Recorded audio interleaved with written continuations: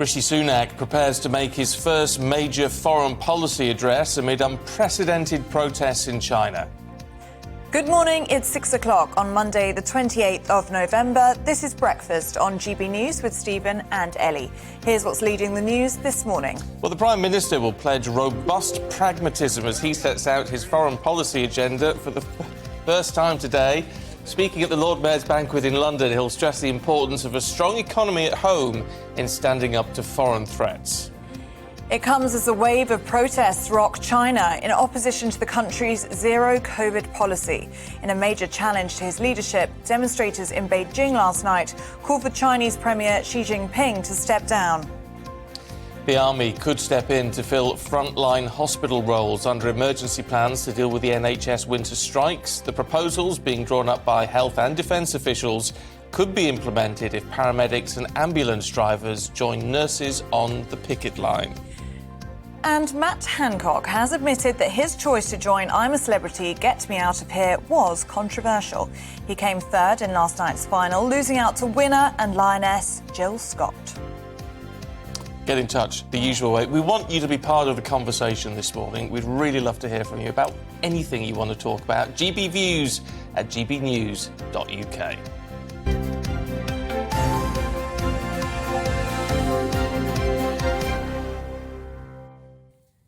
To our top story this morning, and the Prime Minister will call for robust pragmatism as he lays out his foreign policy agenda in a speech at the Lord Mayor's banquet in London later today. Well, citing the threats of Russia and China, he'll say the UK needs to plan for the long term and stress the importance of a strong domestic economy at home to tackle competitors abroad. Well, it comes amid an unprecedented wave of protests in China against the country's COVID policies. Demonstrators in Beijing last night called for the resignation of Premier Xi Jinping. Well, let's talk to Deputy Digital Political Editor of The Express, Dan Falvey, who's here in the studio. Dan, good morning to you. What does the PM mean by robust pragmatism? Well, quite interestingly, he's going to talk about the fact that we need to drop the rhetoric and come up with a long-term strategy. But he hasn't actually spoken about what that long-term strategy actually is. So he said robust pragmatism, but we don't actually really know the details of what that actually means. Well, that just sounds like rhetoric, doesn't Absolutely. So, I mean, we may get some more details flashed out later on today, but it sounds like this is Rishi Sunak at the starting point of his foreign policy agenda. He's just setting out the broad principles of what he wants to do. I think we're going to get details, in the weeks and months to come. What do you think Rishi Sunak is doing? How do you think he's performing on the world stage at the moment? We've seen him at G20 and COP27 in recent weeks. This is kind of the latest step in what we've seen in those past few weeks. Yeah, I think Rishi Sunak has looked to try to build relations abroad where he feels that maybe some of his predecessors maybe tarnished those relationships. So we saw him being very friendly, very chummy even with Emmanuel Macron. We saw similar with Justin Trudeau. He seemed to get on rather well with President Joe Biden of the US.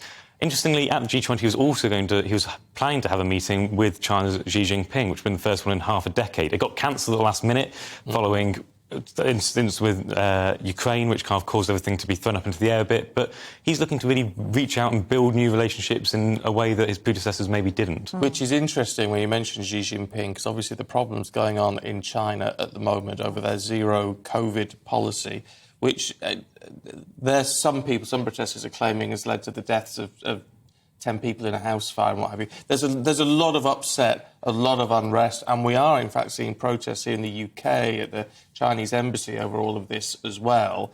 I mean, this clearly is something he's going to have to, through this, try to address. Yeah, and at the same time, it's not just about these protests. There are other concerns as well. Conservative backbenchers are very concerned about the security threat that China potentially poses, and we're seeing steps being taken to, for example, CCTV cameras made in China being removed from government buildings. So there's a lot of unrest and conservative backbenchers about just how far Rishi Sunak's going to go with this. And on the one hand, he's saying that we need to be careful because adversaries like Russia and China need to be taken seriously. At the other hand, he's looking to build those relationships, and they seem at odds with each other at the moment. And that's where we're still yet to get that detail from Rishi Sunak about what this robust pragmatism actually means. What do you predict will happen tonight? How far do you think he'd go in a speech in terms of calling out what we're seeing in China? I think tonight we'll see him saying that, I don't think we're going to get him saying anything particularly detailed, because on the one hand, he's going to say, look, there's nothing here that's particularly wrong in terms of people being clamped down in terms of free speech, these protests are happening, he will say that, I don't agree with it, but that's China's policy. I think he'll be very eager to try to keep that diplomatic route of just kind of keeping silent, really, and not wanting to interfere with China's internal matters. I mean, it's no mistake, is it, that he's throughout from the clips we've had so far from his speech, that he's talking about a strong and a stable economy at home, helping to sort of shield us from issues, other global issues. I mean, he's wanting to give people a bit of an olive branch, isn't he, to say that I know this is tough, but I am protecting you. Yeah, and I think also he's playing to his strengths. Rishi Sunak is known, for his role as Chancellor. He's known for being strong on that. Whereas people like, for example, Liz Truss was well known for doing free trade deals in her former role, and was very keen on trumpeting free trade. He's known for his role in the economy, and I think that's where he sees his strength, that he can produce that on the world stage. And this comes as James Cleverly, the Foreign Secretary, is hosting representatives from 70 countries tonight. They're talking about survivors of sexual assault and how best to protect them. What do you think will be said tonight by him? I think tonight's going to be an interesting one because the UK is very proud of being a world leader when it comes to helping women against violence. But at the same time, this comes just 18 months after the withdrawal from Afghanistan, and obviously we've seen what's happened there since. So it's an uncomfortable one for the UK. They're going to want to draw attention to their successes. They want to promote what the next 3-year plan is. But there's also going to be a tint of frustration about what's happened in places like Afghanistan, where it can only be seen as a UK failure, really. OK. Look, Dan, really good to see you this morning. Thank you. Catch up with you actually a little bit later on. Yeah. Now, with UK households already stretched and struggling with bills, tensions are rising over the increase in migrants being housed in hotels and, of course, needing access to local services like healthcare. Well, the residents of Skegness, a busy tourist hub on the Lincolnshire coastline, have demanded answers from their local MP. Our East Midlands reporter Will Hollis sent us this from their town hall meeting. Two questions. Why wasn't the answer? A community at boiling point. The local MP trying to cool tensions. They are from some of the most war-torn and troubled. Despite sitting on Britain's edge, Skegness is at the centre of the migrant row. I'm passionate about, the residents that live here, and a lot of us aren't feeling very safe. We don't know the backgrounds of these people, where they're from, what have they done, what are they actually running away from. They're getting free medical treatment. We can't get a doctor in Skegness. Not everyone is worried. One Ukrainian woman questioned why she was welcomed so warmly, while these men are met with hostility. 5 hotels are being used by more than 200 asylum seekers, while the Home Office struggles with processing delays and a lack of accommodation. Skegness MP Matt Warman says the future is uncertain, but he understands people's concern. When they say, for instance, we want to know when a hotel might stop being used, I think it's right that, as I say, I'm honest and say, look, I can't give you a date right now. What I can do is apply the maximum pressure to the Home Secretary, to the government. This is a situation that those people themselves say is not acceptable. We've got to move on from it as quickly as possible. More than 2 million visitors descend on Skegness each year, but out of season, it's quiet and hotels are largely empty.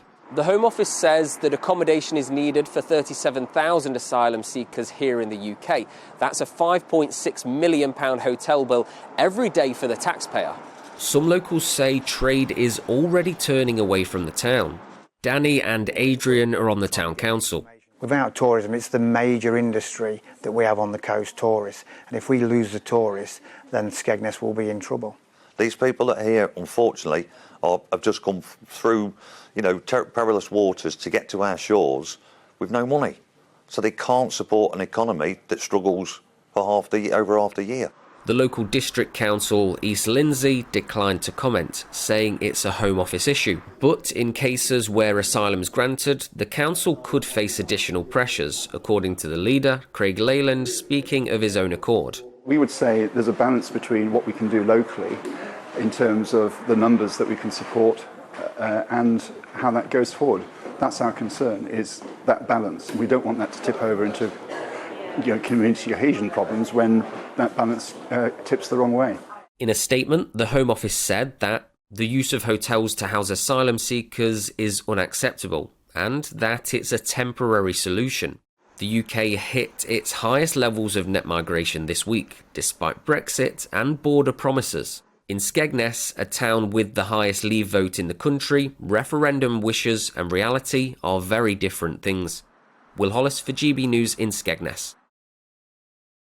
It is 10 minutes past 6. Let's bring you up to date with the rest of today's top stories. A 16-year-old boy has been arrested in connection with the murders of 2 teenagers in London. Kern Solanke and Charlie Bortolo were both 16 and were stabbed to death on Saturday afternoon, just 1 mile apart. The government's launching a £1 billion scheme to make middle-income homes more energy efficient. Hundreds of thousands of homes could get loft and cavity wall insulation for 3 years from spring. It's mostly being targeted at households that do not currently get support to upgrade their homes, with a fifth of the funding being targeted at the most vulnerable. We'll talk to the Business Secretary Grant Shapps about this when he joins us a little bit later on. Over 50 Tory MPs have urged the Prime Minister to change the modern slavery laws in a bid to tackle the migrant crisis. Former Cabinet members say the changes would make it easier for people they believe are bogus asylum seekers to be returned.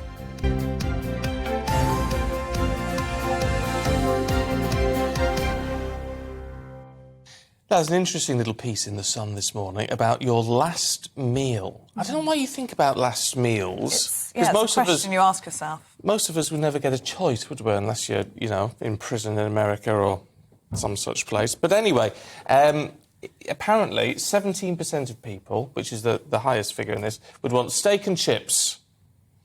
So there you go, as a last meal. Would you go steak and chips? I understand that. I do. It's British, it's comfort, it's a great meal. I understand that. So this is the idea that if you're on death row, this would be your final meal. Yeah, OK. I can't imagine you'd have much of an appetite, would you?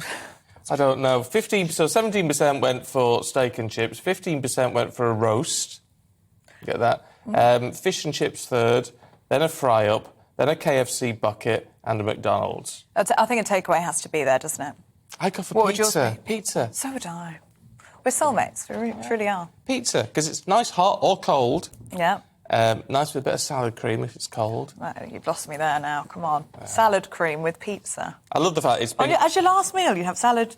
cream on a pizza. On a pizza. Oh, yeah. Oh, dear. Yeah, oh, lovely. No. But no, I'd also go pizza, because I do think those other takeaways, they don't travel so well. No. Whereas pizza would never let you down. No. It's always good. Always good. So we would go with pizza. Yeah, pizza for us. Let us know what you think. Steak and chips would be the favourite. Yep. What is the most hilarious thing about this is it's been carried out by a website called Wishlocker.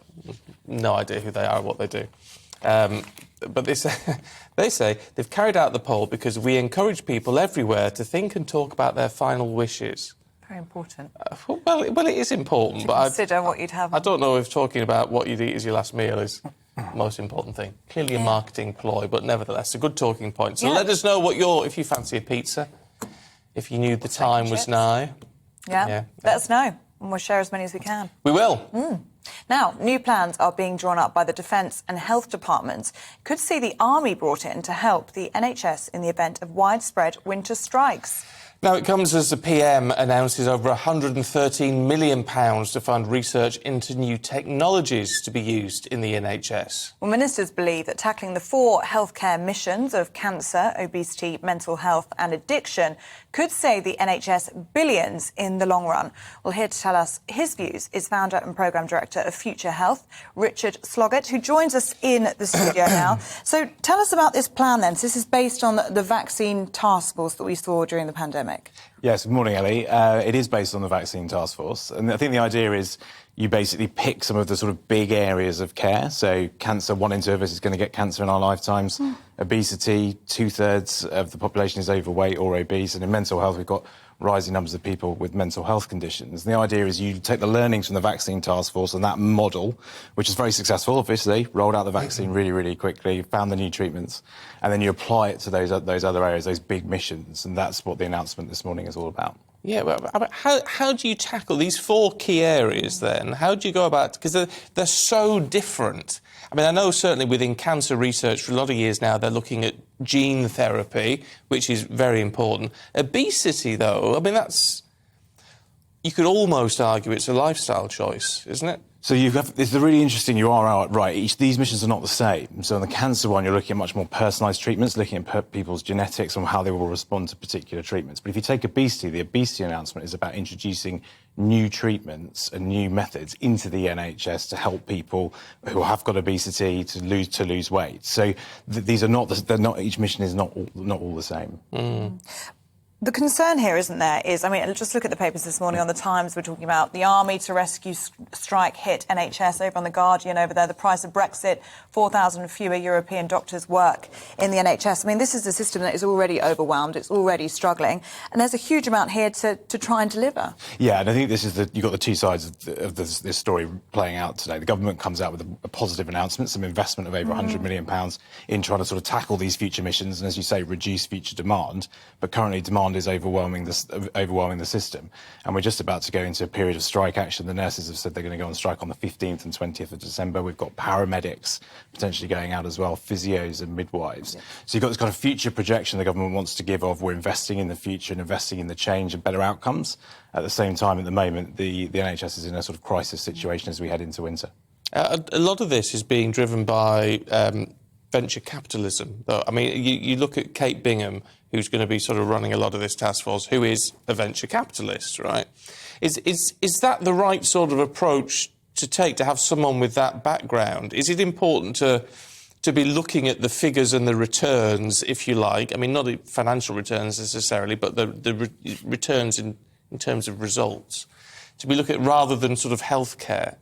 So I think you will have healthcare people involved, but I think the idea is that you create a more dynamic model and you bring in the right people from business, academia, medical research, charities in the voluntary sector, and you create a model. And remember, the Vaccine Task Force was sort of sat off to the side of the Whitehall response because the Whitehall response was very, very difficult during COVID. So it's a much more dynamic model. Does that in terms of that dynamism then, does that also mean more efficient because it's driven by those sort of venture capitalist forces? You'd hope, because you're outside the normal bureaucratic model, that you could actually drive decision-making through a lot faster. And that was the learning from the Vaccines Task Force, that you can actually get better bang for your buck because you are less sort of burdened down by some of the processes that you would normally have to go through. Right. Is this a sign then, with the Vaccine Task Force, obviously it's done so well, that we're now looking at these four main aims? Is this a sign, do you think, that we're heading towards a privatisation of the NHS? So no, I don't. And I think what this is about is this is much more about a blended model. If you're going to get innovation, so Rishi Sunak went to the CBI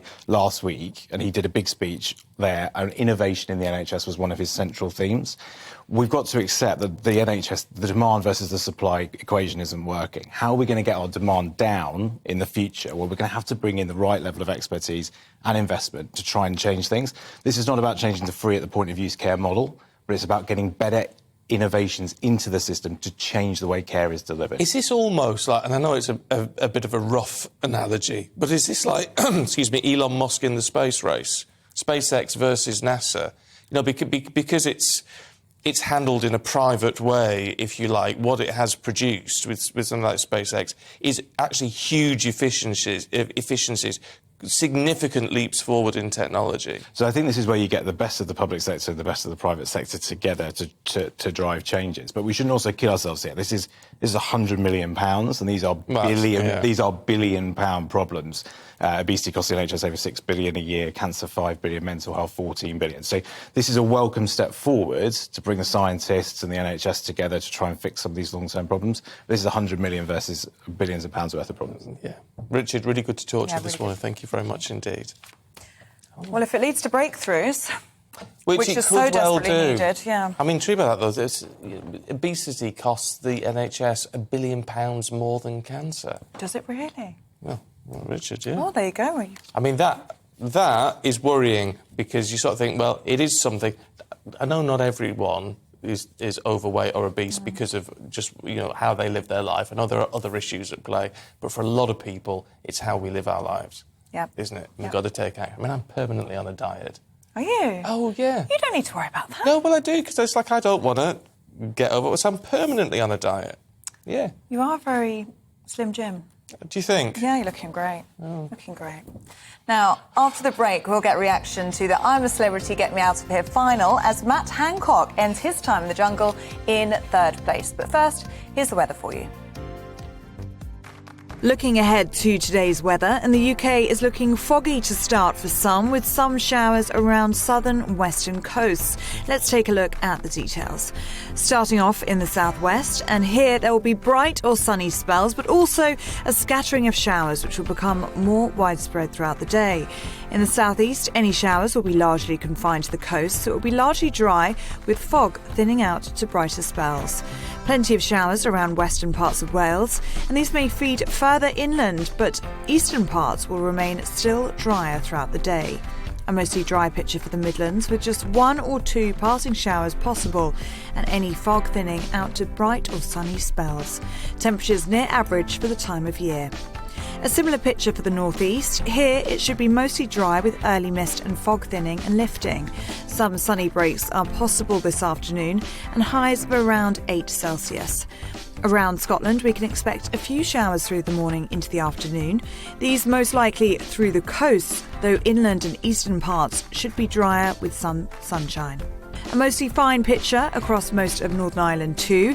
Here there should be some sunny skies and 1 or 2 coastal showers. Temperatures rising to around 9 Celsius. And that is how the weather is shaping up for the rest of the day.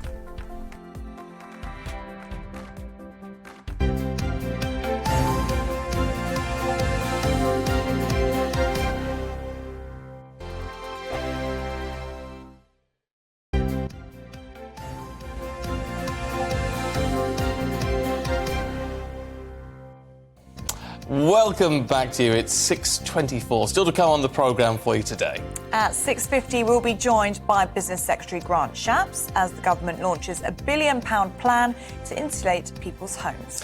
With rising taxes, falling incomes and the dream of buying a home becoming more and more unattainable, are young people going to leave the country? We're going to be talking to an expert at 7:10. And remember, you can get in touch in all of the usual ways. You can email gbviews at gbnews.uk or you can tweet us at gbnews.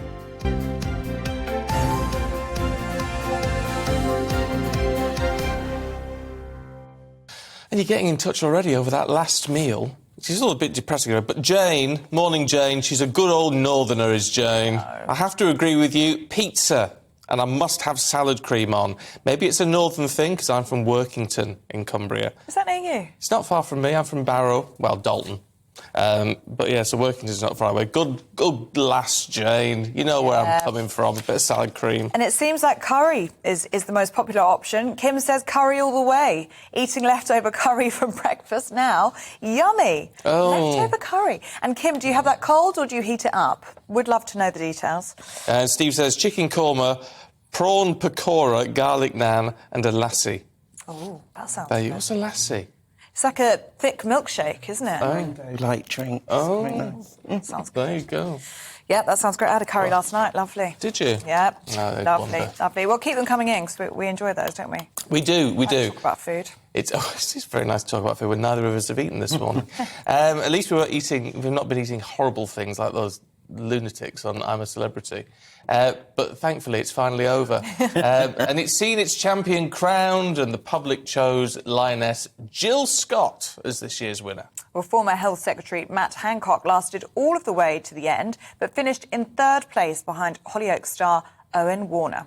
Well, we need to get all the details, don't we? So let's get showbiz reporter Stephanie Tetchy, our gorgeous Stephanie, and former Lib Dem MP, former Jungle contestant and friend of Matt Hancock, Lambert Opick. Good to see you both this morning. Good morning. Stephanie, when we were talking yesterday, you said this was going to happen. Yeah, I did. All the signs were showing that was yesterday's final was very much what the public wanted.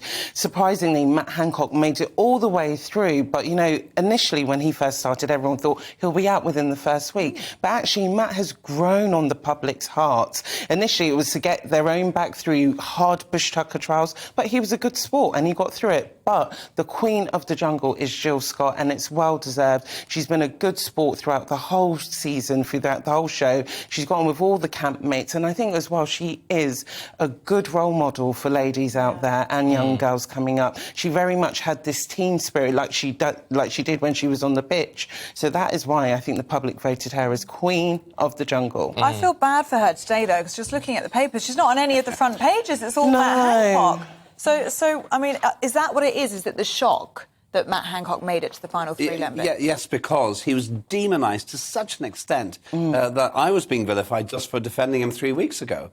And what's happened here is really quite interesting. Don't worry about Jill. She's made for the rest of her life now. And Steffi will agree that she just has to play it exactly the way she's played it. Soft power. Clearly the leader of the camp. The thing about Matt is people were vilifying him, pulling him to pieces, and yet he's performed pretty well. He did the 4 things that I said, actually, from this very seat a few weeks ago, he should do. Be humble, do your best, be a team player, and take the hits when they come to him. Now, by contrast, someone like Boy George, who you might have thought would do very well, became bitchy and became jealous. And I think that Mike Tyndall did the same thing. He actually physically pretty much close to attacked Matt Hancock in the cyclone. And so Matt didn't do any of that. I think third is a fair outcome. I think he'd actually have some problems if he was first or second. But what Matt's proved is, because it's a democracy, millions of people happen to agree with what I was saying. The media may not have done. Stephanie's been consistent, but lots of other people have. Sorry. No. I think the main thing what Matt wanted to do was he wanted to show who Matt, the campmate, was. And in that sense, it was job done for him. But yesterday, like watching that final, it was like he reeled off all the things he wanted to achieve. He wanted to talk about his dyslexia, which he did.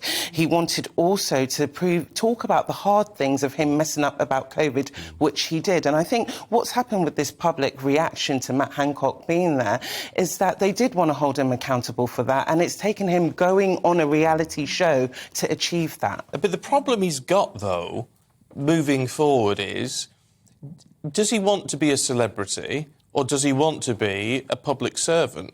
You can't actually be both. Great question, and I think you're probably right about that. I partly lost my seat because I was seen to be in both camps. I didn't intend that to happen, but that's what did happen. He's got 2 years to decide. I don't think he's going to resign. I could be wrong. I don't think he's going to resign from Parliament, but then I don't know what contracts he's got coming out. Matt has been a cabinet minister. I never got that far.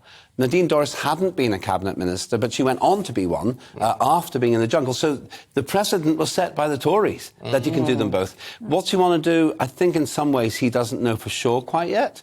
But what I do know is he's shown a human side, and as Stephanie says, and look, any reasonable person has to admit, he has redeemed himself to an extent. He went into purgatory. It's really tough being in the jungle.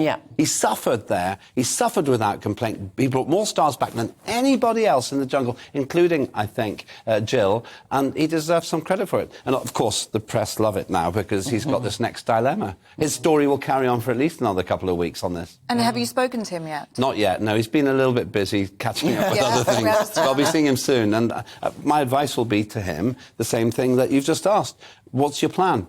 You can do a bit of celebrity, but you can't mainly be a celebrity if you want to be an MP. And what reception will he be coming back to in Westminster? Obviously, there was a lot of noise before he went into the jungle when that was first announced. But whilst he's been there, the chair of the Advisory Committee on Business Appointments said that he'd broken the rules by going onto the show. I think that's Eric Pickles. This is pedantic, because if he wants to play that game, then every politician who does anything which isn't directly related to politics is going to have to go to that and say, oh, can I spend 5 minutes doing a cameo on Strictly Come Dancing, or whatever it happens to be if they're a cabinet minister. Give the boy a break, right? Matt went in and, he said something very interesting as well, which Stephanie's reminded me of.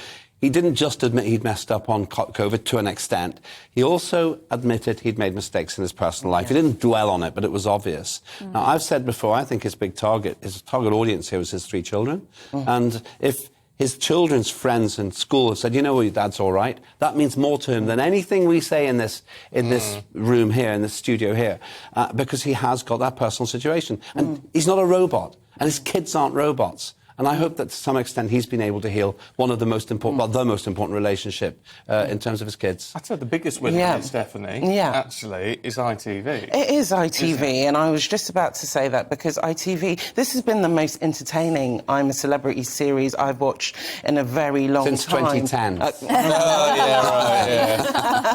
And while loads of people have been quite annoyed with ITV, like, why bring Matt Hancock on? Actually, those campmates were like the mouthpiece for the public in asking the questions which we've wanted answered over the past 2 years. And while ITV were the ones who brought Matt in, it was the public that kept Matt in. Last night had over 12 million votes. So that means over 12 million people in the country, well, some of them voted to keep Matt in for a reason and for a purpose. So I don't think this is the last time we're going to be seeing a high-profile politician on the show or any other reality TV shows. And I think maybe other politicians might be watching and thinking, actually, Matt's got it right. This series has showed the power of the PR, the celebrity, politics as well. No, I think you're probably right there. Stephanie, Lembit, thank you both very much. Thank you both very much. And if you are a constituent of Matt Hancock, do let us know what you think. Has he won you over?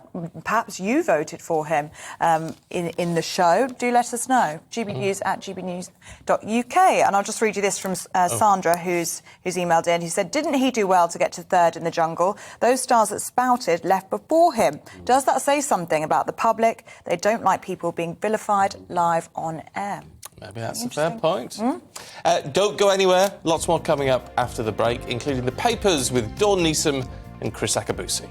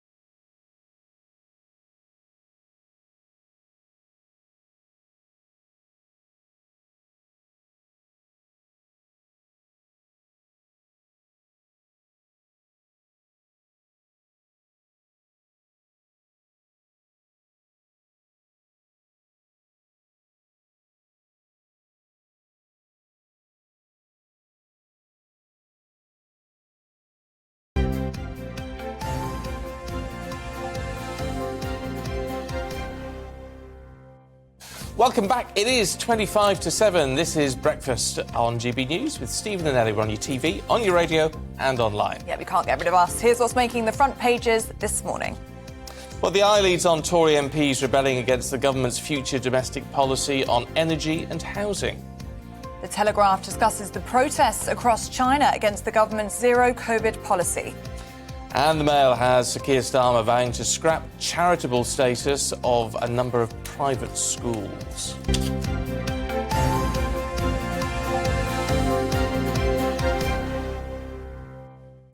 Well, it's time to go inside the papers now, and joining us this morning is Dawn Neeson and former editor of the Daily Star and Olympian Chris Akabusi. Good morning to you both. Morning. Great to have you with us. Dawn, let's start with you, shall we? The really shocking scenes coming out of China. Yes, this is... I've picked this story because I was working in China and was thrown out of the country for being a journalist, so this one is quite important to me.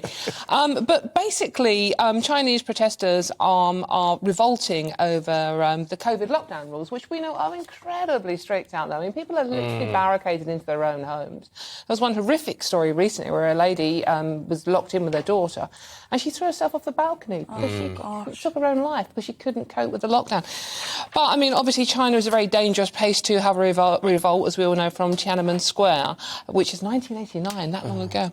But protesters are marching and chanting in most of the big cities. Not that many. 300 people were surrounded by police in Beijing as they were chanting. I think you mentioned it earlier on, Stephen. There was a fire recently. And the COVID lockdown rules meant that people died in the fire because people couldn't get to rescue them. Yeah. So people are... It's a bit like what's happening in Iran. It's one of those countries where you think this uprising is never going to happen, and it actually is. It's happening in Iran, it's happening now in China.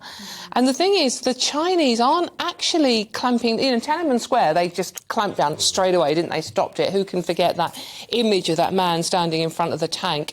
But Tiananmen Square riots, that was mainly students. The difference here with the protests about lockdown is it's across all walks of society. It's not just the students, it's the white-collar, middle classes, if China has such a thing, the professionals, as well as the ordinary workers. So it'd be very interesting to see how the Chinese authorities react. But the COVID policies, I mean, they are still... I think they're the last country in the world that are insisting on zero COVID policy. Yeah. Which is... it seems an odd way of doing it, I've got to be honest. Well, the biggest protests were in Wuhan, where COVID originally started.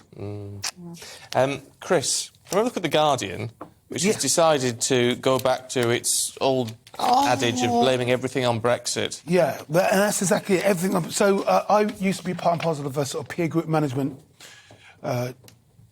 event, and there was an executive of the NHS there. This was like 2010, and there was struggles in the NHS way back then, you know. So this is nothing new. This one here is talking about the doctors and the fact that there's going to be 4,285 fewer doctors around than pre-Brexit, and they include people like anaesthetists, people working with children, psychiatrists, and health and heart and lungs, which has impacts on surgery. Now, they're blaming the limits on free movement, extra bureaucracy, higher costs and paperwork. But fundamentally, the challenge is the NHS isn't working. There are too many of us who require too much help. And then because of COVID and those policies, people having not been diagnosed in time, they're all up flooding in now.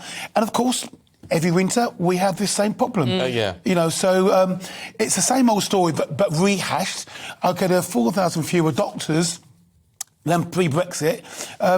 We've got to sort out the bureaucracy. Yeah, but isn't it interesting that even amidst all of these problems with the NHS, even Keir Starmer, Mr. I won a second referendum at the time, is now saying, well, we don't sort out staffing problems with the NHS by immigration. We have to train people at home. Yeah, but again, I love that, but that's a medium to long-term strategy, isn't it? Because the challenge is today, it's this winter. So how do we sort out our challenges here in the here and now? Is there, for example, a point system where people who are qualified have a quicker access to the bureaucracy so that they can be in our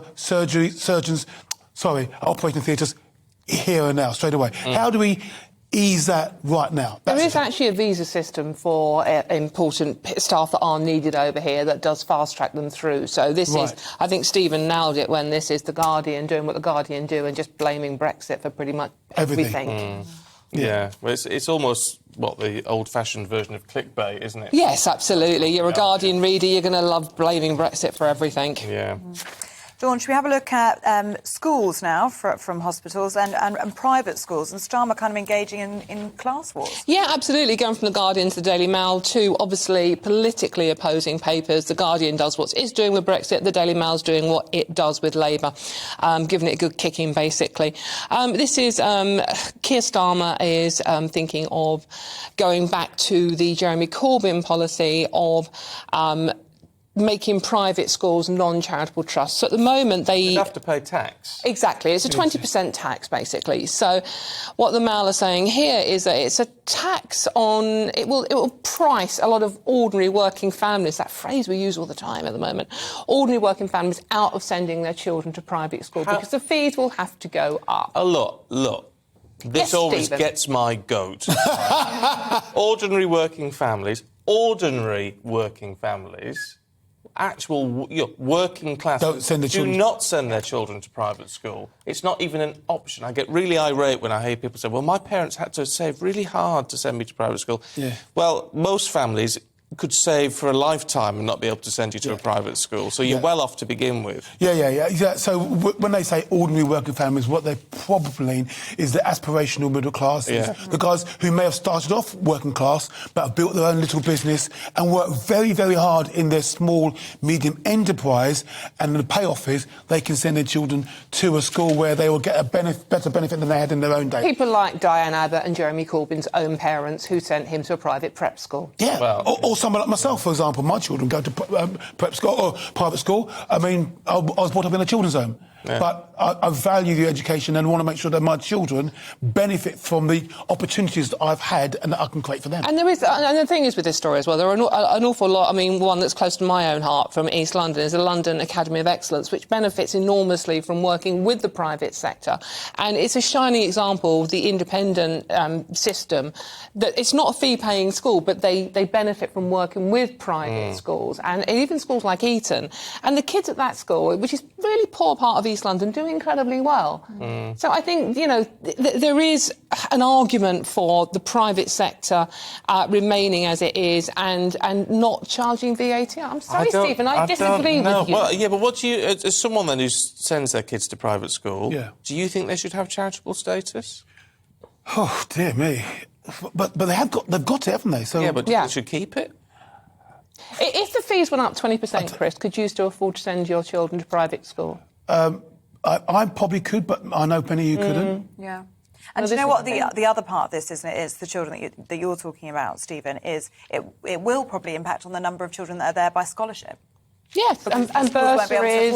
Yeah, absolutely. And kids that are just there on merit. And I think Chris is a brilliant example of someone that was, from a children's home. There you go, of many things. No.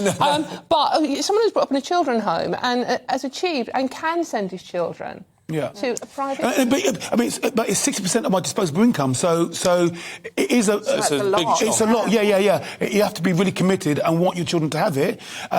So maybe it goes from 60% to 7%.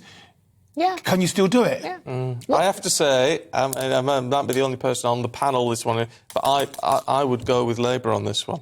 I would say, in effect, private schools are for better off children, for the privileged in society, and that's not a criticism, but the privileged in society, so why do these businesses not pay VAT? And the other thing with this, if you can't afford to send your children to private school if Labour push this through, it will force, I think it's another 900,000 pupils back into the state sector, 90,000 back into the state sector. Yes, well, that could be a good thing, I guess. I guess that could be a good thing because then they might, people like myself who want the best for your children might put a lot of pressure on the state sector to elevate its performances as well. Maybe.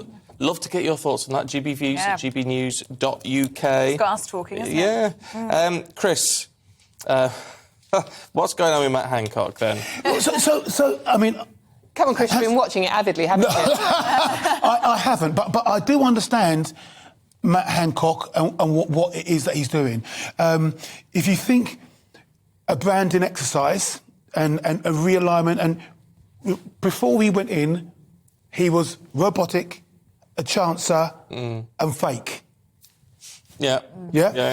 Now when he comes back out, he's courageous, he's got stickability, and he's been amiable. You know, human. Yeah, he's been human. Yeah. So you can see where he's going, and answering the question, "I'm a celebrity, get me out of it." No, I want to be a celebrity, get me in there. It should have been what. And I get it. If I was managing Matt Hancock, straight away you'd know. Okay, we've got to leverage this opportunity, and you get him some adverts. You get him pantomime, for example. Yeah. He would be nasty Nick. He'd be the nasty guy. You know, and he would show love, but be really, really nasty. Leverage that.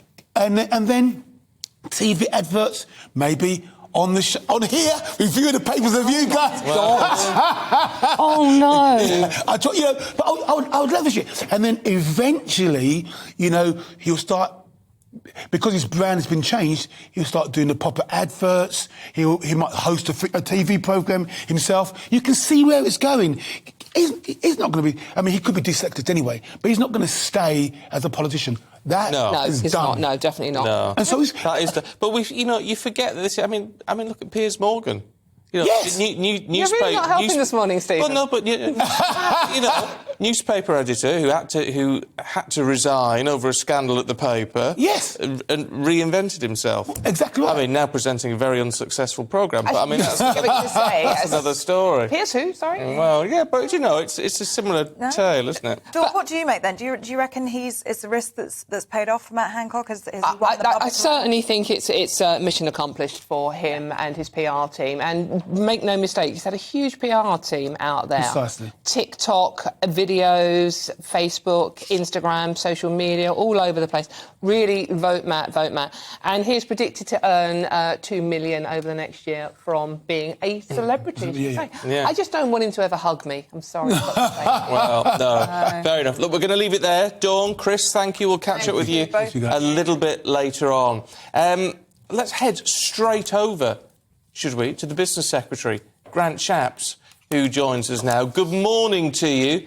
Good to see you, as always. I'll give a proper introduction in a second to what you actually want to talk about, but seeing as we're talking about one of your colleagues there... I mean, come on, give us an... I mean, as Chris was saying, the whole point of this is that he's come across as being human, maybe more to the public as a person you may know. Has he done himself a favour or not? Well, look, putting aside kind of whether he's done himself a favour, I do really think that basically, you know, if you're an MP, you probably need to be in Parliament. You definitely need to be contactable, and being in the jungle down under, it's not the way to do it. But, you know, politics is often called showbiz for ugly people. He should be back with us ugly people in Parliament, looking after his constituents. He can do all that if he wants to leave politics afterwards, I'd say. OK, look, fair enough answer, have to say. But let's talk about this £1 billion Eco Plus scheme that you're launching. For middle-income homes, we could do with knowing what that means a bit more clearly, but to make them more energy efficient, how does this all work? Yeah, so obviously we've got this hugely high cost of energy, Putin's war and the rest of it. And what we want to do is make sure that people can take their homes if they're not as energy efficient. Technically, that means an energy certificate of D or below, and improve the efficiency of it. That just means things, you know, obvious things like insulation, wall cavity insulation, those types of things, all of which cost money, of course. This £1 billion, which is in addition to a lot more money that's been provided previously, is to allow anyone in any kind of housing, could be private rent, it could be their own home, could be social housing, to improve the property in order to make sure that it meets those higher standards. And that will save people, you know, quite a lot of money every year, and you know, over £300 a year. And this is the government really doing it more to help out. Sorry, Ellie, I'll sort of dive in on that one just briefly, because I know is this the one with the grants of up to 15 grand? Is that right? But we still have to put our hands in our own pockets as well. So it's not just a handout; we've still got to contribute. Yeah, I saw some figures being mentioned over the weekend. That's not actually specifically accurate, but there's £1 billion on offer. We think it will help with hundreds of thousands of homes, and cost people relatively little money because of the additional help from the government when it's launched. And that's important because if we think the average home be improved by, say, £310 worth a year. In other words, your energy bill drops by over 300 quid. Well, that means that the repayment is relatively quick. And that's where the government money is helping. And it comes on top of, £6 billion of money that we've been spending, and another £6 billion that's been announced by the Chancellor just a week or two ago into the future as well. So we're trying to do everything we possibly can. As your viewers will know, the government has been paying to keep the price of electricity down, capping the total with a guarantee. Which is, making a huge difference, hundreds of pounds difference to people, even though they're seeing their energy bills go up. What would have been the case would have been absolutely sky high. So this is just another part of an overall package to help people during this very difficult time. Yes, like you say, Mr. Shapps, this is another big spending pledge from the government. I mean, this scheme alone, £1 billion. I'm sure it's going to be welcomed by many people who are struggling with their energy bills. But who's picking up the tab? How are we affording this? Yeah, well, I mean, look, ultimately, of course, the taxpayer has done a huge amount to help with people's energy bills. Not just the money that people saw come out for the 400 quid, which was made up as in £60, people would have seen it come off their bill, but also even bigger help this winter, because the government has made sure that the price you're paying isn't the full price of electricity, far from it. So your question's a good one. Who's paying? Well, in a sense, we all are, for Putin's war and what he's done to the energy market as a result. But the good thing about this £1 billion that I'm talking about this morning is if you upgrade your home, if you carry out some of these measures, if you make it warmer, essentially, then you're spending less on electricity. So in a way, that money can come back over a relatively short period of time for us all as a society. So that's why it makes sense to do this, make our homes warmer overall, help people with their electricity bills, and helps the country as well. OK. Look, can I ask you about the state of government at the moment? There were reports over the weekend, I mean, specifically, if I can get my teeth in this morning, about onshore wind and what they're calling a rebellion. I mean, people like yourself, people like Michael Gove, people like Boris Johnson and Liz Truss, all saying that actually the Prime Minister's wrong on reintroducing the ban on onshore wind. You may have a very valid point. A lot of people would agree with you. But, I mean, how damaging is it for the government to have... I mean, if you get your own way, that would force the Prime Minister into another U-turn, which politically would be extremely dangerous, wouldn't it? Yeah, I literally don't recognise the way this is being reported. I mean, first of all, we're in politics. The idea is you debate ideas, and I don't know why these things are turned into as if it's... Sometimes you read the newspapers and it's turned into something which it certainly... isn't. Secondly, we already have a lot of onshore wind. We've taken a decision as a country primarily to invest in offshore wind. For example, one day, a couple of weeks ago, over half our energy was produced by, for the entire nation, was produced by offshore wind, which is remarkable. But it's always been possible to build some onshore wind. There's a proposal to look at, for example, whether or not local communities should have the last say on these things. Like, these are just policy ideas. Everything doesn't have to be a row as you describe it, and there certainly is no row here. Why not look at policy and work out the best way forward? The Prime Minister said, and he's absolutely right about this, just recently, when you move forward with these things, it's got to be done with local consent, and we'll always look at the best way to do that. Simple as that. It certainly doesn't make it a row. Mr. Shapps, we haven't got long with you. I just wanted to ask you your reaction to the now 8 Tory MPs that have now said they're going to be standing down at the next general election. Why are they going? Well, every election, people stand down, people's lives change, and they decide to move on and do something else. I suspect you may have identified a 9th, although it hasn't been announced, with my colleague Matt Hancock, based on your conversation before I came on a moment ago. People move on. This is the way it works in politics. And I can't remember a parliament where people haven't said, there's some strange trend going on here, some people are moving on. That's just what happens sometimes people decided to do something else. But some of them, like Deanna Davison, only came in the 2019 intake. I mean, is this a case of jumping before they're pushed in those red wall constituencies? It was ever thus. I mean, there are always people who only serve a single term. I bet I could find examples from every single parliament. I just don't. Again, it's one of these stories you start to read about, and then everyone else writes up the same story. Well, but actually, yeah, but that's, there are just times when people move on. But that's the problem, isn't it, that you've got in government, especially after being in government for such a long time, that, I mean, I'm with you. I mean, it's just, to me, seems like normal churn, right? The figures are just normal churn. However, all of these things just build up and build up and build up because it's like everyone's smelling blood in the water a little bit. And that's very difficult to turn around, isn't it, as a government?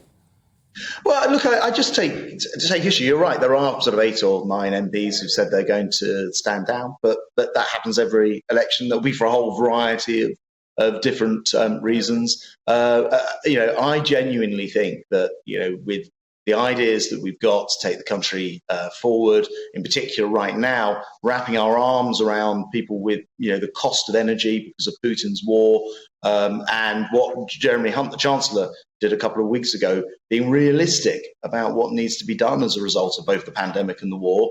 Actually, in the end, of course, people can be fed up during a parliament. We've got a couple of years to go. And in that time, I believe we'll set out a very positive story about why it is that we've got the right ideas to take this country forward. We've got time to do that. Yes, some MPs may decide they don't want to fight in another general election. As I say, that happens every cycle. And I can remember this story, by the way, every single cycle, being asked very similar questions. Wow. Oh, now. Come on, Grant. News is on the cycle as well. It's really good. It's really good to talk to you. You see all the same stories again. We do. I tell you what, it's a bit like. I tell you what, though, I'm going to be in so much trouble because we're running out of time. But doesn't this remind you a little bit of mid-90s, John Major's last government?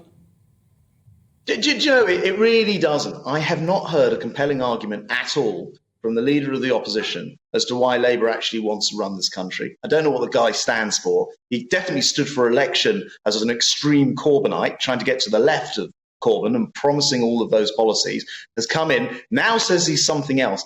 I'll tell you what, he's a lawyer who will take a brief and deliver it. That is what Sir Keir Starmer does. And I think actually in the end, the country wants to be led by a party that actually believes in sorting out the economy, keeping unemployment low. We've got the lowest unemployment for 50 years and has a plan for the future. I accept we've got challenges to set all of that out. I accept that entirely. We've been through some pretty tough times, let's be honest. But I do not agree with you if you're telling me that the election in 2 years' time is lost. I don't agree with that. Well, we shall wait and see, won't we? Look, Grant Shapps, it's really good to talk to you. Thanks very much indeed. We are running very late. I'm in a lot of trouble, so we're back in a couple of minutes.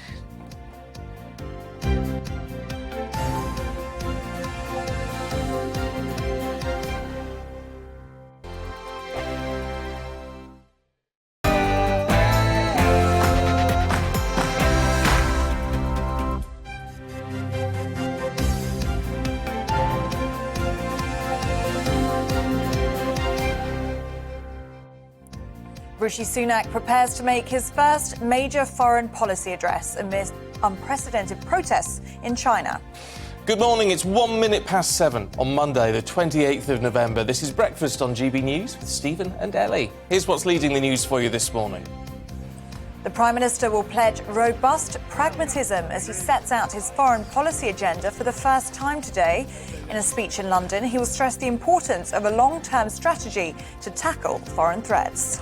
Well, it comes as a wave of protests rocked China in opposition to the country's zero-COVID policy. In a major challenge to his leadership, demonstrators in Beijing last night called for the Chinese Premier, Xi Jinping, to step down. The army could step in to fill frontline hospital roles under emergency plans to deal with NHS winter strikes. The proposals being drawn up by health and defence officials could be implemented if paramedics and ambulance drivers join nurses on the picket line. And Matt Hancock has admitted that his choice to join I'm a Celebrity was controversial. He came third in last night's final, losing out to Jill Scott. Let us know what you think about that. Very controversial. But he did come third, didn't win. No. So for many people, that was the right thing to happen. But Jill Scott's not on the papers this morning. I think she's been, and he is. So I feel a bit sorry for her this morning. Let us know what you think. GBViews at gbnews.uk, or you can tweet us at GBNews.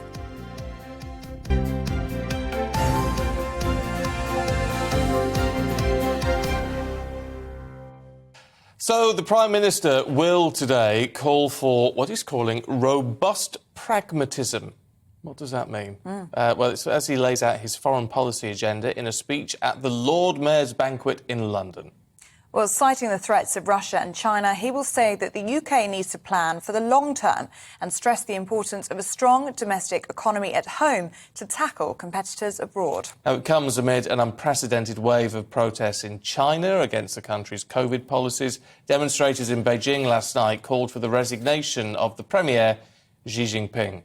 Well, joining us for more on this is Deputy Digital Political Editor of The Express, Dan Falvey. Really good to have you with us this morning. So, what does this mean, this robust pragmatism? What does Rishi Sunak mean by that? So Rishi Sunak, in previous remarks, said that, we need to move on from rhetoric. But quite frankly, robust pragmatism is pure rhetoric. We don't actually know what he means by that at all currently. We may see a few more details come out tonight, but I'm not convinced we will. I think this is the start of Rishi Sunak's setting out his foreign policy agenda. I think we'll see that, over the next few months and over the next year is when it will really flesh that out.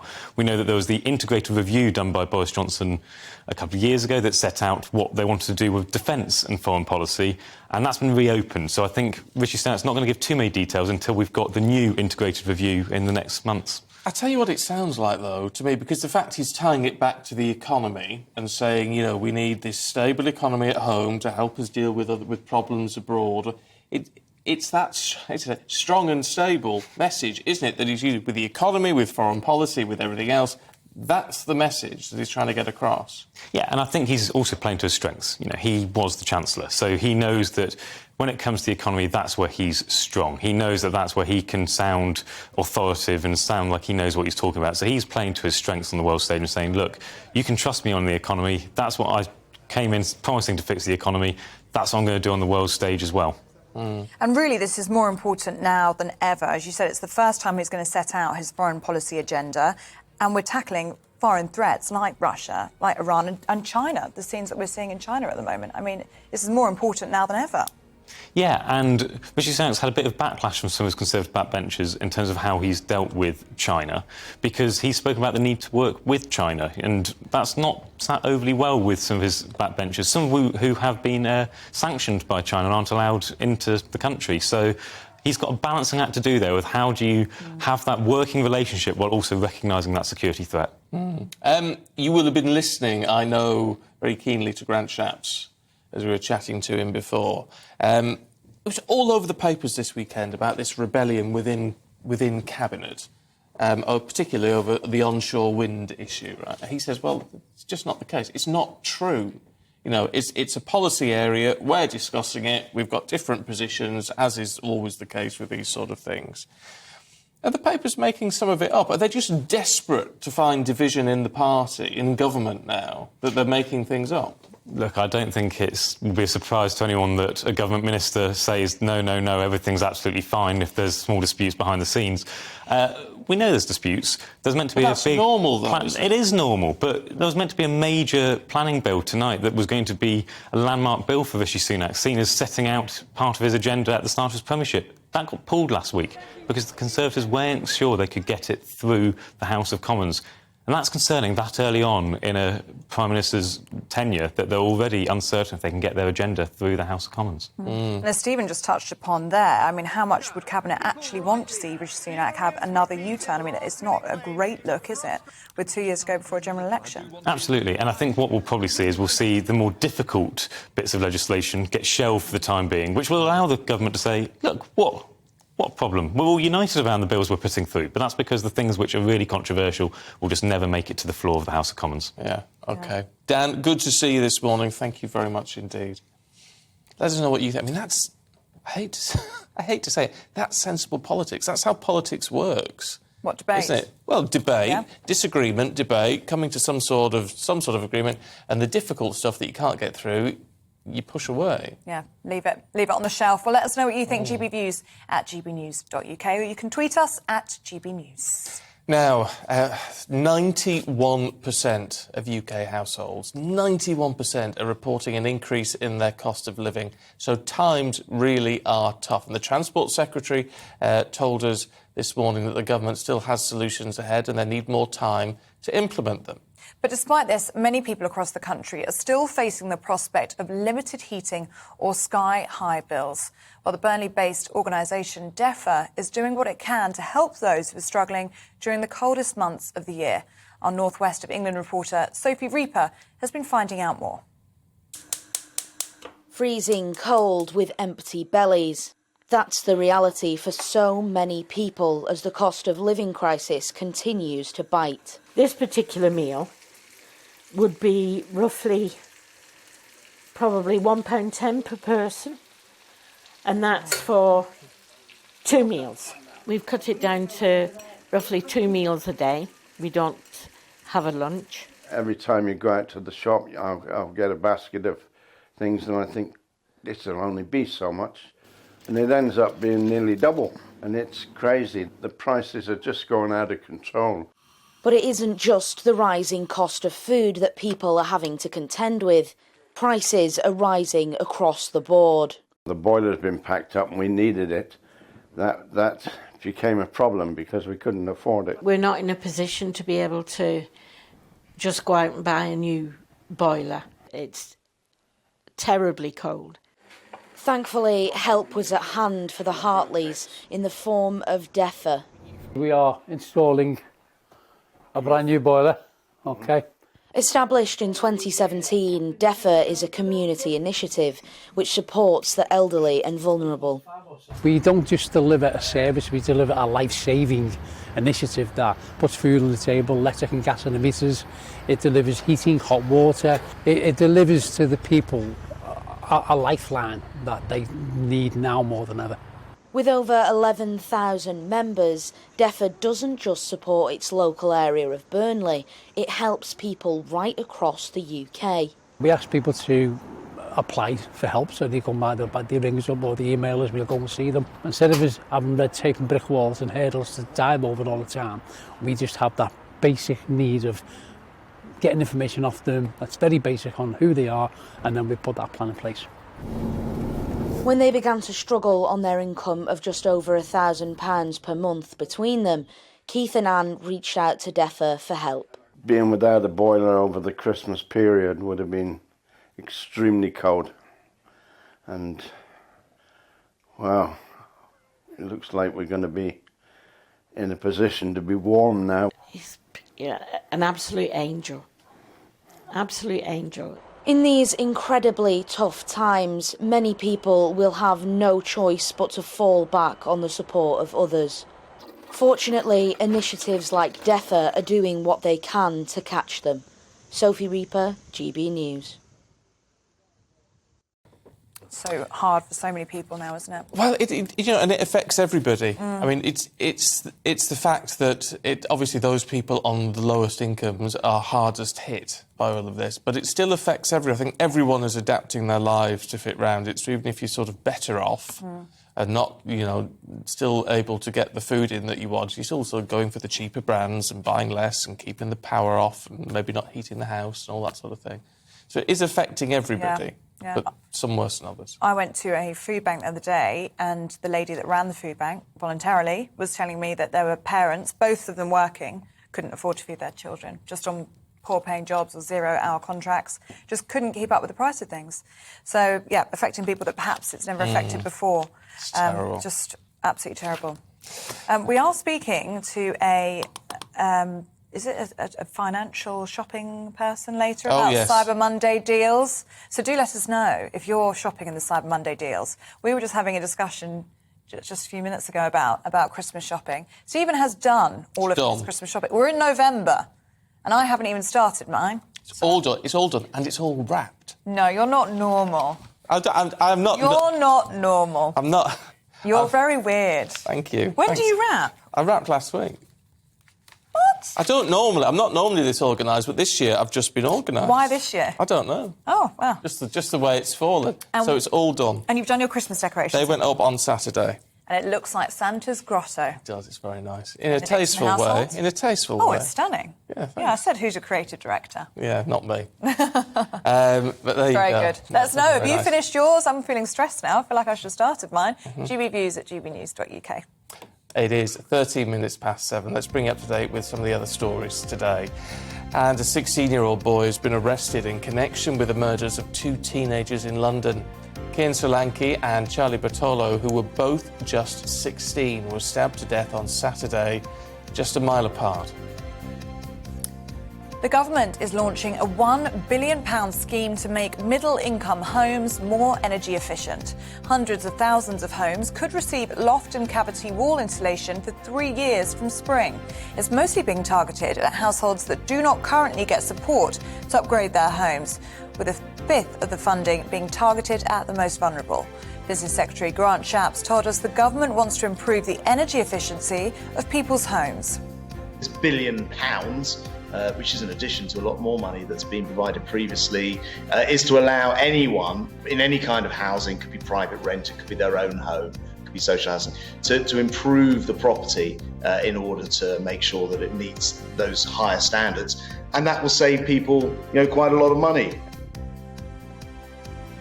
Well, over 50 Tory MPs have urged the Prime Minister to change the modern slavery laws in a bid to tackle the migrant crisis.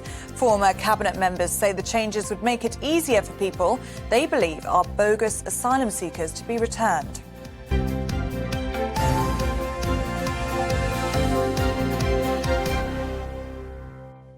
I do think it's frankly hilarious, but it's the way it happens on everywhere I've ever worked. When you talk about energy stories, you have someone turning on a gas cooker and a boiling kettle and switches being turned on and off and on. Because how else do you demonstrate it? There's no other way of demonstrating it. But it's always the same. Oh, there's a kettle boiling.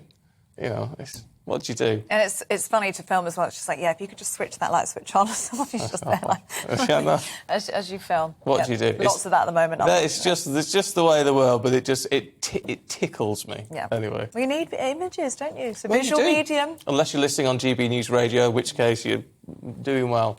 Good plug. Thank you very much. Now, with the Wales versus England World Cup match taking place tomorrow, people across the UK are getting ready for what could be another nail-biter. Yep, and this excitement has spread to local football clubs too. Our Yorkshire reporter Anna Riley joins us now with an under-13s club in Hull. Good morning to you, Anna. Good morning. Yes, I'm here at FC Esperanza. It's a grassroots youth football club and there's a lot of excitement ahead of that game tomorrow. I'm joined by Wes Smith. He is the chairman here of the club. Wes, how are you feeling and what has the World Cup done for the children that come here? Well, I've certainly enjoyed watching the games personally. And I know, speaking to all of our young members, that they've really enjoyed watching the games as well. And I know they've really enjoyed watching the England games. And they're really looking forward to tomorrow night's game against Wales on Tuesday. And what does football do for the children? I think the benefits of playing football and being part of a club such as ours, absolutely, myriad and multiple. But I think it gives them a really solid social base. That they really enjoy playing with their friends and learning great social skills. Alongside that, obviously, there is actual physical benefits as well, being outside, being healthy, being active. Thank you, Wes, and let's speak to some of the children now. So what are your names and what do you think about the World Cup tomorrow and who do you want to win? I'm Kane. I definitely want England to win, and since it's my first World Cup that I really paid attention to, I'm very excited and definitely want to see some good football. Definitely. What about yourself? My name's Edward and I want England to win too. But like Kane, I didn't watch the last World Cup because I wouldn't have remembered it and I didn't really care. How about yourself? My name's Jacob and I want England to win, but in the World Cup I just want to see all teams come around and work together as a team to at least reach the final. How about yourself there on the end? I'm called Elijah and I really want England to win because there's some good teams in there, but I don't know if if Wales is going to beat England, so... Lots of England fans here then. What do you like about football and what do you love about this club? Well, football is a really exciting game, and you enjoy it basically any time you win or you lose. It's really good. And this club, it brings lots of players together. It has lots of teams, and it's a really good youth club. What do you love about football? What I love about football is determination, and once you're determined, you can see if you can win against a better team or a worse team. It just shows how people can win against better or worse teams. And why do you guys love the game? I love the game because it just shows how people work really hard, put 100% effort in to win or lose, and if they've put 100% in and they lose, they'll still think that they've put something into it. Definitely. So I think learning, training helps you do great on matches, but it's just about teamwork. So it's really good to just do teamwork. Amazing. And how old are you all? I'm 6. 6? 9. 9. 9. 8. And 8. So a real mix of ages here and a lot of excitement for that football match tomorrow. Clearly we've got England fans here. We'll see what that score is tomorrow. So cute. Well, so cute. And great talkers as well. Yeah, Very Anna, good. thank you very much indeed. I love that. And you know, there's I'm such 6. there's such innocence, isn't it, at that age? It's so lovely. Yeah. And so much excitement as well. It's lovely to see, isn't it? Just the build-up to these games, just brilliant. Mind you, if they think they're excited, wait till you see Paul Coit, who's going to be here in a couple of minutes.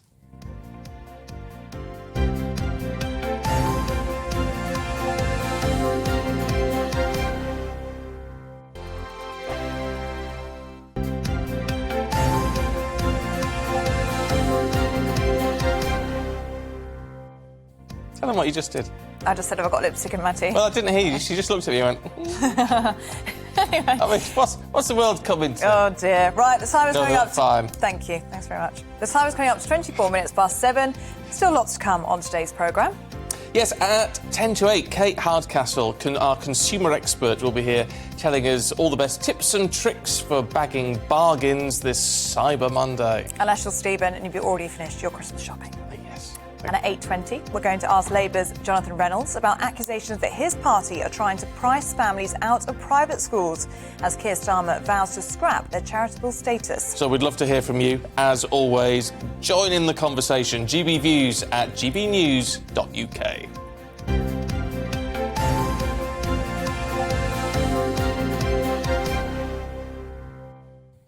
Paul Coit joins us now to discuss the biggest sports stories. I think we might need to touch on the World Cup.